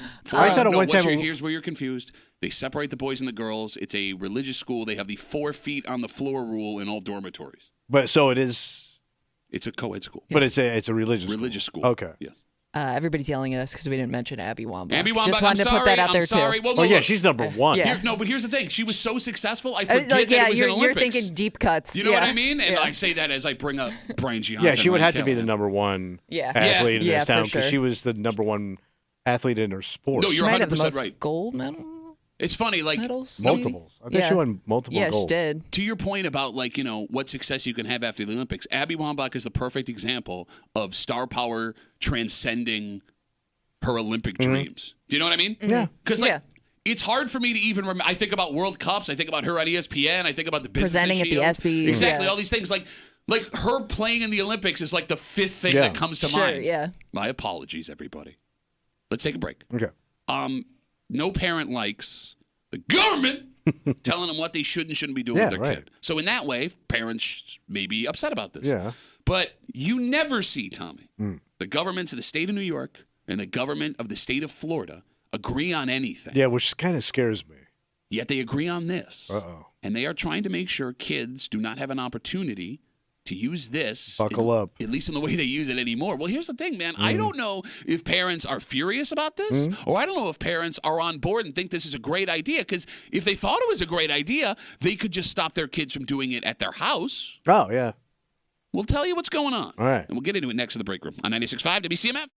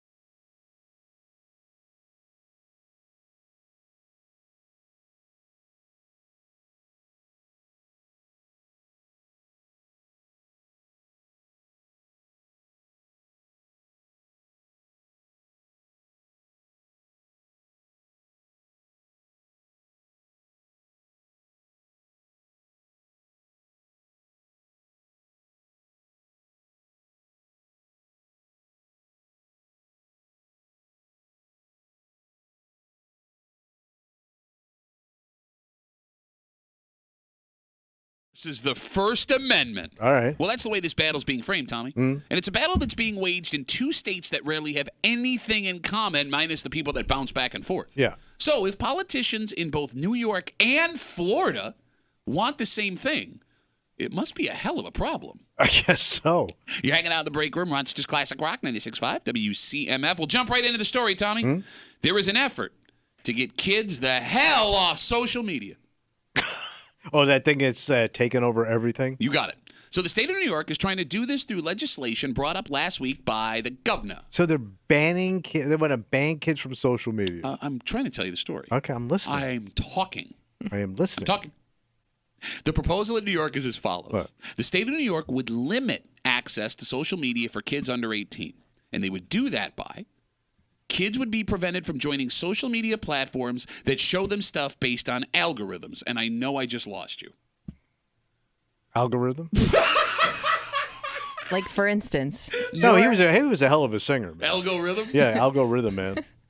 for instance, your algorithm would be boats and turtlenecks. Yeah. So things I constantly go looking at. Yes. Okay. So it keeps showing me more of the same. Exactly. The site pushes stuff in the kids' faces based on how popular it is and based on what the kids are looking at. And that algorithm is designed to keep folks on there longer and get you addicted, which it has. Get you to buy stuff. Yeah. Exactly. And sometimes the algorithms can show you not so great stuff that maybe isn't appropriate for kids. All right. New York is arguing that these social media sites are addictive to kids on purpose and they're taking advantage of them and they want that to stop. In Florida, it would be even more extreme. Their bill would straight up ban any kid from under the age of 16 from being able to join social media sites, period, end of sentence. So they couldn't be on any? Nothing at all until 16. The state of Florida Yeah. argues that these sites are tracking kids. They're allowing kids to upload content that isn't appropriate and, like in New York, doing all they can to get kids addicted to their apps. Now, neither of these have passed in either state. And despite the bipartisan support for both, in both states, there are arguments against it. Yeah. The first argument, Tommy, being freedom of speech. Uh-huh. That the government is keeping information away from its citizens, even if they are children. But it's interesting. Does freedom of speech apply to a child? Well, you are under the guardian of your parents, right? So you don't really have freedom of speech because your parents are in charge of you. Yeah, Well, but if you a can kid only do what your parents allow. But if a Right. kid walks into a library, there's no part of the library they're going to keep them from accessing. Let's say when I was a kid, if I walked down to the Gates Public Library, Yeah. I could go take out any book that I wanted. They're not True. going to stop me. But they Boobies, limit. Boobies galore, which was also Tommy's mom's nickname back in the I day. was gonna- I knew it. I guess my other question would be like, what, where do you cut it off with social media? Because I mean, like, do you also cut it off like messaging apps, things like that? It's a good Are question. you just considering like TikTok, Facebook, Instagram? Is that the extent? Like, what's the extent of social media that you're going to keep kids from joining? It's a great question. I don't have the answer to that. But the second argument people are making against these plans from these two states is Yeah. the one that's gotten more traction. What's And that? The phone number is 252-WCMF, 252-9263. That the government shouldn't be making parental decisions for parents. That if mom and dad believe, no matter the age of their kid, that they're old enough to have a social media page, mature enough to handle it, that decision should be left to mom and dad. So, is the state stepping in to protect kids from TikTok and Twitter and Instagram the right move, 252-WCMF? Or are you going down some rabbit hole that can end really bad where we're all in chains and the computers are telling us what to do? Tommy, good or bad idea? Oh, it's a horrible idea. Why? First of all, it won't work. You're fighting the ocean. Like, the cat's already out of the bag. Okay. It exists, and it moves at its own speed. It changes constantly. It's the war on drugs. Again, this is just the next thing. The war on drugs didn't work. This ain't going to work. Okay, so I do want to I'm just giving you information so you're not saying something that makes you look foolish because we wouldn't want that. No. The design with this law from New York State is to pressure Facebook, Twitter, Instagram, TikTok to change algorithms for kids so it wouldn't even exist for them the way that it exists now. Right. So, like, the idea being if you're going to ban kids, well, then if Facebook and Twitter and all them can only show algorithm-based stuff, you can't operate in the state of New York. Okay. So the Hold idea would the be companies more responsible. bingo, you got basically. it. Yes. But I think new things are going to show up Okay. that they're not going to be able to control because they're going to find a way. It's a market, and they want these kids. Okay. They're going to get them. That The was same the way creepiest thing you've ever said. What's that? They want these kids. Give me a kid. I want Pretty your much it. I want him. Kimmy, good or Yeah. bad idea? I think it's always good to look at ways that you could keep kids more safe.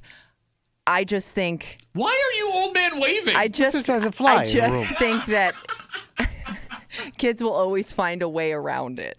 Thank you.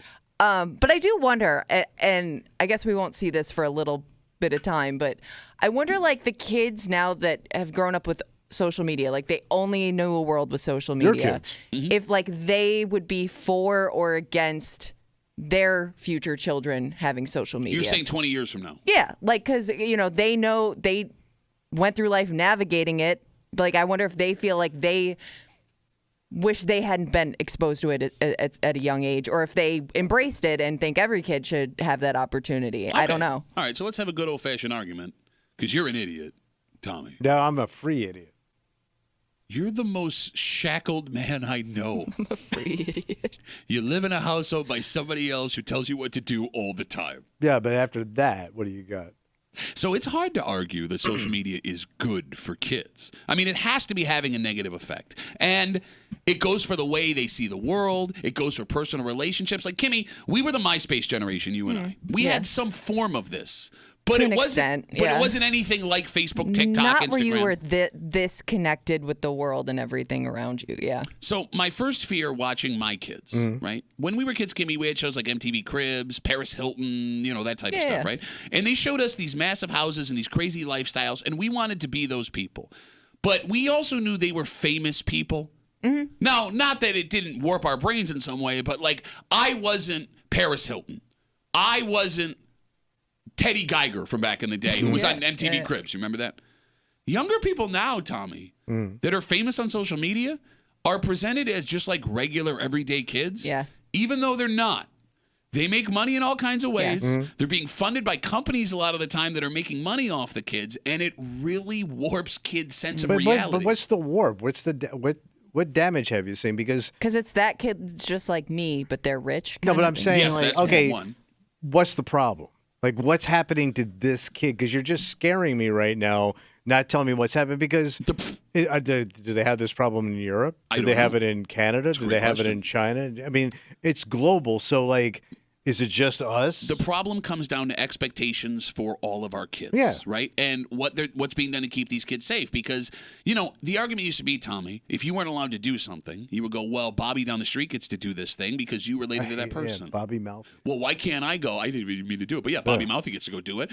Why am I? Now, my daughter argues with me, well, this kid in California who's just like me gets to go do it. Why can't I? Blah, blah, blah, blah, blah. And it completely warps your sense of reality. And I know that I'm using a very small example, but I think it explodes further than that. What kids see their peers doing and what they look like. Bingo. I think that's especially for younger girls. I think you get this false sense of everybody's beautiful and I have to be beautiful just because, of how easy it is to make yourself look that way. You could pop on a filter and I think like that's what that person looks like in real life when they don't. you saw what we did to Tommy's face with the filter last week and how beautiful he looked. Yeah.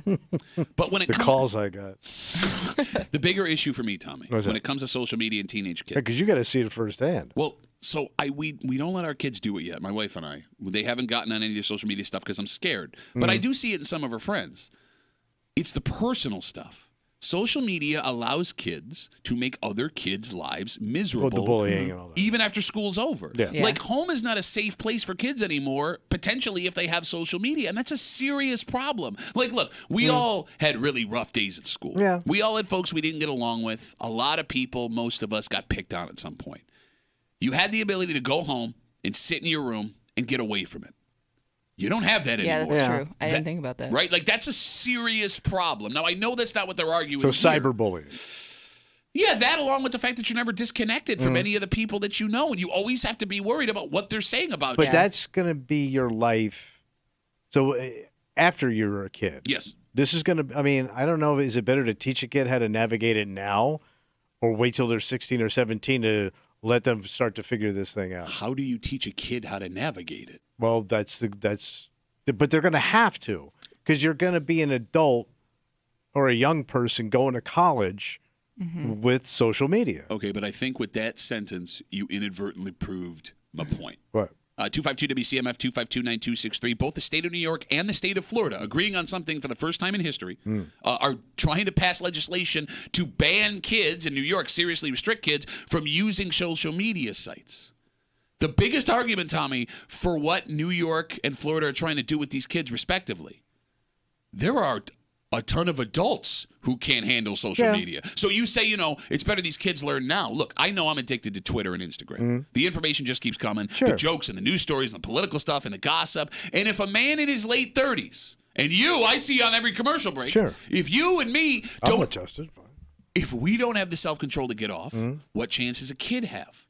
The years where you are the most impulsive of your life. And you talk about the bullying and the reacting appropriately. We see adults all the time that can't handle just being on social media. True.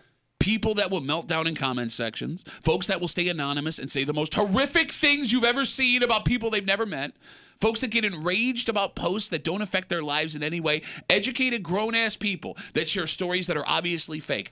That couple, that one was the dentist, the wife was... the ones that got in trouble, there was a party at their house. They said it wasn't a racist party. Oh, yeah. Right. That woman, member of high society, admitted to having a what could be, quote, perceived as racist Twitter account. Yes. That is as high society as you get, as successful as you get. That is a grown-ass person that couldn't handle social media. So what chance does my 13-year-old have? But your 13-year-old is going to have to face it at some point. I guess my point is, at some point, this stuff is not going away. Okay. And who knows what social media is going to look like a decade from now? Because I couldn't imagine what it looked like 10 years ago to now. Sure, right? yeah. At some point, you're going to have to learn to deal. And my point is, I'd rather teach a 13-year-old how to navigate it now. Okay. So she's not completely blindsided when she's 16, 17, 18 on her own in college. Maybe it's better to do it now to kind of get used to this because it's not going away. I get why. And banning doesn't work. I get why someone without kids would make that argument. And I guess, but I was thinking, I think people around my age would be actually the perfect example of not having social media until you went to college, because that's where it showed up, and that was where I had to deal with it and navigate for the first time. Okay, and I don't know if it's different because it just didn't exist really until that point, but I think as an adult, I definitely handled it better than I would have as a kid. Okay. But I mean, look. As much as I bust your balls, you're making valid points, Tom. So many valid points. I didn't say good. I said valid points. And I guess my argument comes from a place of fear with my kids. Because look, it's hard enough to be a middle school, high school kid, right? Like I don't want to pile on that stuff. But you're right. I mean, this stuff isn't going away. There are arguments for kids using social media. It can give them a better view of the world as a whole.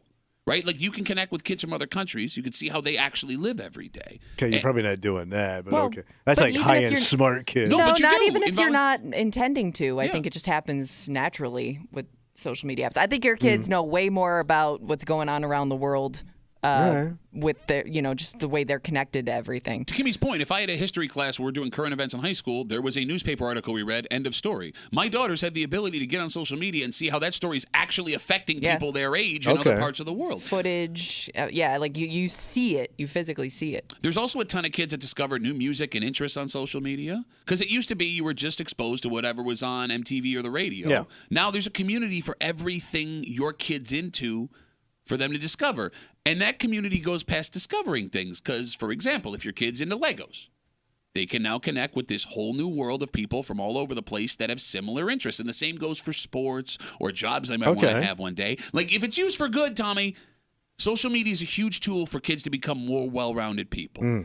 But can something that is such a cesspool for the worst part of humanity be used for good, especially when it's the most vulnerable, impulsive people on the planet? Yeah, like does the good outweigh the bad? Oh, where'd you go all of a sudden? I don't. I think they're trying to scare you. I think they're just trying to use this as the boogeyman, and I don't see it.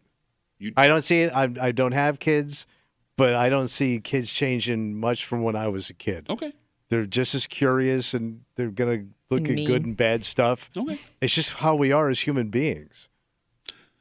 Mad. 252. I'm sorry, go ahead. I was going to say, the one thing you're not looking at, too, is that that sticks around for. I mean, the stuff we said and did to each other, maybe in middle and high school, like it was a story. But now a lot of that stuff sticks around. Whatever you're posting stays out there forever. Bro, can you imagine? Every person listening to this show that didn't grow up with social media, what you would have floating around if you were able to say whatever you thought when you were 13, 14. Nobody would have a job.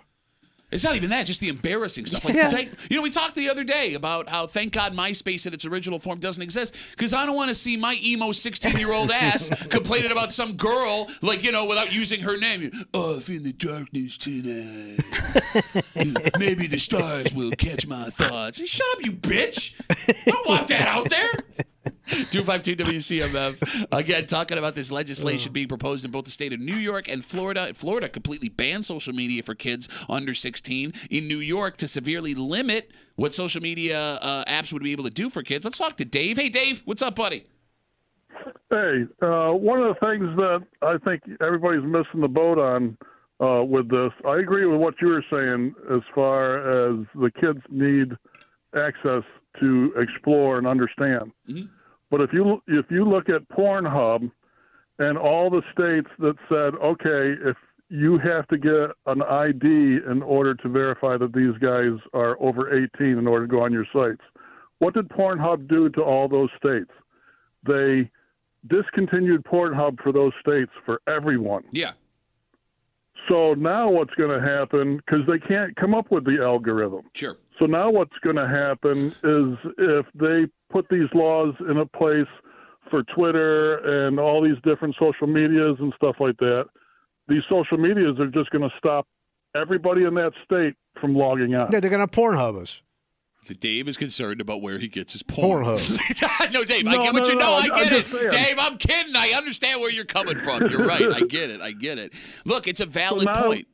Go ahead. I'm sorry. So now you have these adults that can't get into Facebook or Twitter or X or any of this because they just bail on the state then? Yeah, well, so he's right. So when there were a couple of states down south Midwest, obviously, who did this stuff to ensure kids wouldn't get on, and there was no way for Pornhub other than hey, enter your age to verify. Yeah, so to keep themselves from getting in trouble, they just pulled the site for everyone in the state, right? So, no, Dave, that's a valid point, and it now goes down this rabbit hole of when you restrict something for one group of people, does it restrict it for absolutely everybody? Yeah. So, and then what happens to VPNs? You're way over Tommy's head. You are way in over Tommy's head. VPN. Venereal product negotiation. What does it really mean? Virtual parrot nincompoop. How do I only know two words that start with N? Dave, it's a virtual network. Oh, so that so I can log on in California, Pornhub, and go to sites in Europe or something. Dave, thanks for the call, buddy. I really appreciate it. All right. And have a good rest of the day. Remember when I told you I was in England and I couldn't get news sites from Rochester because they were blocked? I had to sign up for a VPN, and it made it look like I was in Rochester so I could access all those websites. Oh, look at that. And then I could also watch stream sports. Okay, fantastic. It was great. I love how you're so passionate up front, and then somebody says words you don't understand, and you're just like, oh. Well, I came back around when he said Pornhub. That would be the argument from a dude. What about porn, though, guys? Yeah, have we thought about pornography? Yes. All right, let's take a break. Everybody on hold, I really appreciate the calls. We ran late just rambling with each other. Super Bowl is all set. Yeah, boy. 2 weeks from yesterday. It's a Super Bowl that nobody wanted. Talked about that this morning. But I guess for 1 in 10 Americans, doesn't matter who's going to be in the Super Bowl. Because somehow, some way, and these stories always astonish me, despite how the NFL owns a day of the week, they are the most powerful business in America without question. Yeah. 1 in 10 people will be walking into this party that you're having or you're going to, having no idea who's on TV. Okay. And we'll get into it next in the break room. 96.5 WCMF.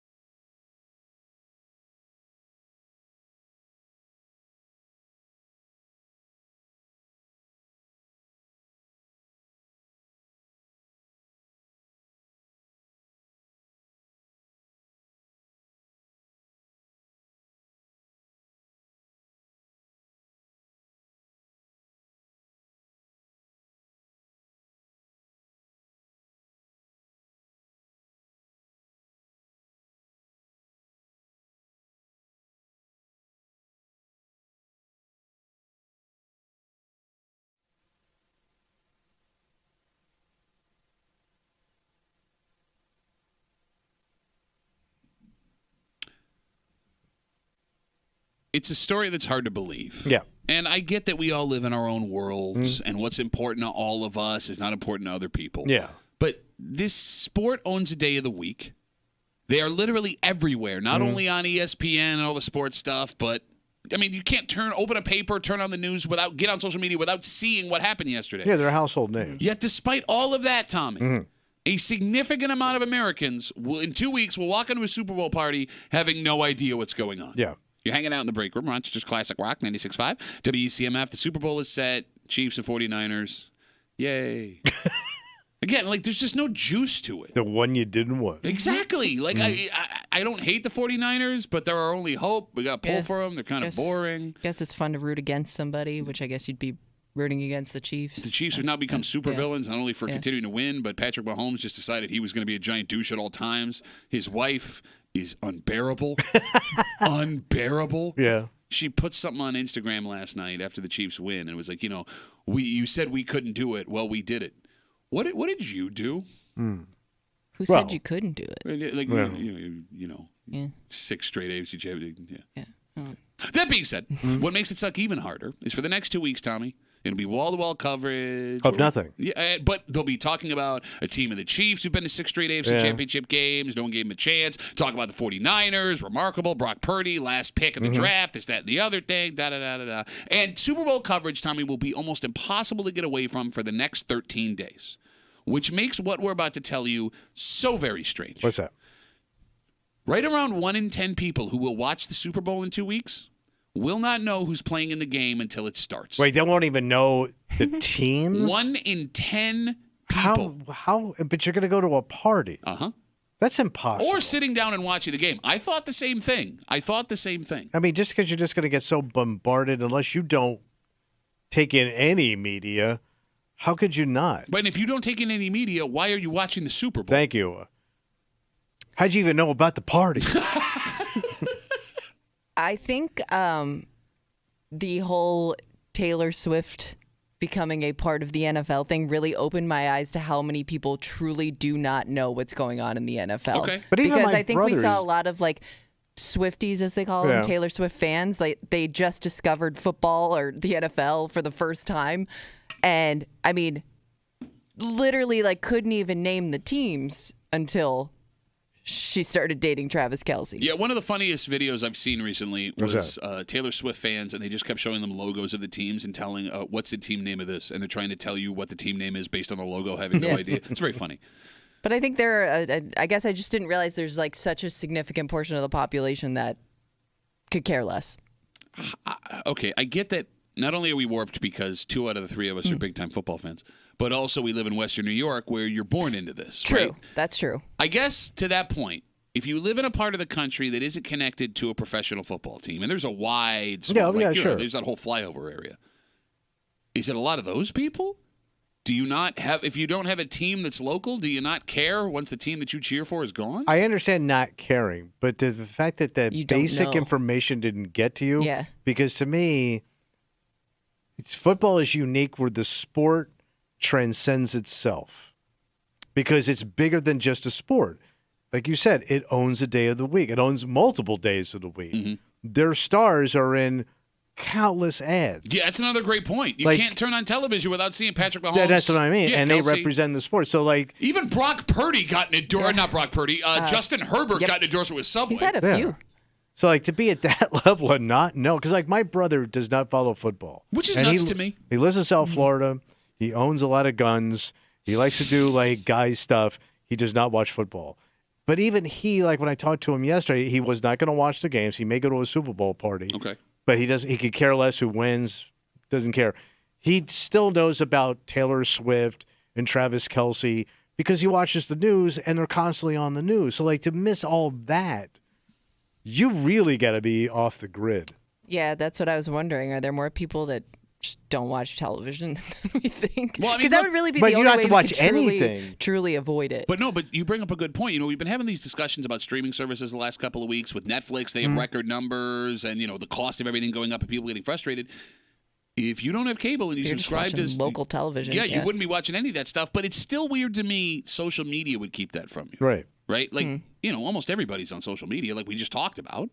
Or you're going to hear a conversation about social media.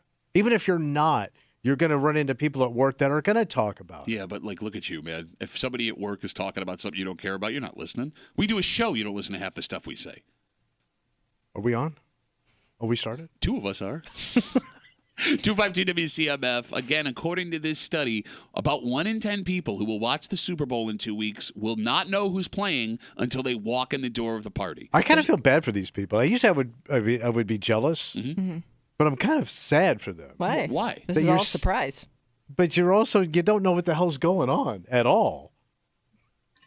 So to that point, like you're really disconnected. Well, did you know, Tommy, the average Super Bowl watcher in 13 days will only watch about 30 minutes of the game itself. That's because you yakking, drinking, snacking. Yakking, drinking, and snacking. Oh, yeah. And this is your reminder that if you are having a Super Bowl party or going to someone else's Super Bowl party, that every party will have one of these people. Someone that doesn't know who's playing before you walk in the door and someone that only wants to watch 30 minutes of the game. And then there's also that other weirdo that just wants to watch the game and will sit there in silence while there's a party going on. Why is that a weirdo? Like you just sit there and stares. It's a freaking football game. Well, but if nobody's if you're not invested in you're not going to be invested in watching what happens. Will. I mean, I'm not saying I'm not going to pay attention, but to Tommy's point, you're not even interacting with anybody because you're that sucked in. That's my buddy. Okay, I'm putting money on this game, so that'll suck me All in. right, that helps. Like last night, the Lions covered the 7.5, so I was okay. I thought it was a rocking chair bet taking the Lions at 7.5 at halftime, and all of a sudden, the end of that game, oh, okay, come on, everybody. Let's hold on, boys. All right. Hold on. Like, there's so many more ways to that point to invest yourself in the game. Like my wife, she cares about football because I care about football. She can't tell you anything about the 49ers. She knows about the Chiefs because of the Bills' rivalry with them, right? But she's going to do a parlay on Super Bowl Sunday, and that's going to lock her into that game. Yeah. Same with my brother's wife. She did it I told you, first parlay she ever did in her life, like 7-leg parlay. She won like $500 last year. There's just so many, and then there's the squares that people do. Yeah, that's true. The commercials that are pop culture stuff. The halftime show with Usher. Can't wait for that. Usher gonna be there? I love me some Usher. You brought up a good point off mic earlier. Oh, that this is the first time there'll be somebody far more popular in the stands than doing the actual Super Bowl halftime show. I mean, yeah, Taylor Swift's going to be there. And Usher, who has had an unbelievable career, hit after hit, he's nowhere near the popularity of Taylor Swift right now. You'll hear more about how she got to this game than his performance. Yeah. You're right. That's insane. Because they were showing me her flight path yesterday. So did you see that there are now airline companies that are assigning numbers to flights based on Taylor Swift and Travis Kelce? What do you mean? The flight out is the flight to Las Vegas is 22. The flight home is 87. Yeah. Okay. That's power. Wouldn't it be 89? 87 is Travis Kelce's number. Oh, I was thinking of her album. Come on. Maybe it was 89, 87. The bottom line is this. The bottom line is, yeah, you're right. Like, she's going to consume. This is the NFL's damp dream. Yes. Can't dump me on that one. But no, you're right. Which, goes back to the whole everything was a holding yesterday and they didn't call anything. But that's another discussion to be had for another day. All right. Yeah, the one thing that sucks the most about this year, and I love the whole Taylor Swift thing. It's fun. There's folks getting involved in the game that weren't there before. You hear these stories of like mothers and fathers who have kids that didn't care, but they love Taylor Swift, so now they're invested in the game. Like, it's great. Yeah, it's bringing people together. It's fun. She's not affecting the game in any way. What will suck, however. What is that? Well, like that person who doesn't care about football that shows up at the Super Bowl party. I can handle seeing her on TV. Mm-hmm. It's the constant conversation that will be happening in the room about her if it's someone that doesn't care about football that's going to bother me. Especially, let's say KC wins. Yeah. And she's part of the on-field post-game celebration she was heavy. yesterday. Which she was last night, making out with Travis Kelce. Right. That's going to piss some people off. Well, at that point, it's over, so. I mean, that's a more fun story than like somebody's mom. Right, but to diehards, that's really going to piss you off. Yeah, but again, I don't get the diehard argument. Like, as long as it's you are a diehard. No, I know, but that's just it. Like, the game has changed in so many ways over the last 40 years. Like, you're just looking for something to be mad about. Right. What are you mad about? Like, it's exposing more people to the sport that you love. Why is that a bad thing? Yeah, but sometimes you may not like some of the people that show up on that train. Okay, and I understand I just made that argument also. Mm-hmm. I don't know. It'll be interesting. It'll be fun to watch. I just want to give you context before we leave. What's that? About how dominant the NFL is and how it infiltrates every part of our society. Because, again, we start this conversation that about 1 in 10 Americans walking into a Super Bowl party, going to watch the Super Bowl 2 weeks from now, will not know who's playing before we get there. The Bills-Chiefs playoff game, which was a divisional playoff game, you're still 2 games away from the Super Bowl, had 50 million Americans watching it. Which is insane. That's like different strokes numbers. Kimmy has no idea what that is. Show. The show. It changed America. Sing the song. No, No, you're doing good times. Just to give you, that's 1 in every 4 American adults tuned in to watch the Bills-Chiefs divisional playoff game. Big rivalry. When there had already been 3 other games that weekend, right? Or however many games there had been. It doesn't make sense. It doesn't make any sense to me. That you can have a sport where 1 in 4 adults will tune into this game, yet 1 in 10 won't know who's playing in the Super Bowl till you get there. Yeah. All right, we come back, we wrap it up, we tell you what we're doing tomorrow next to the break room on CMF.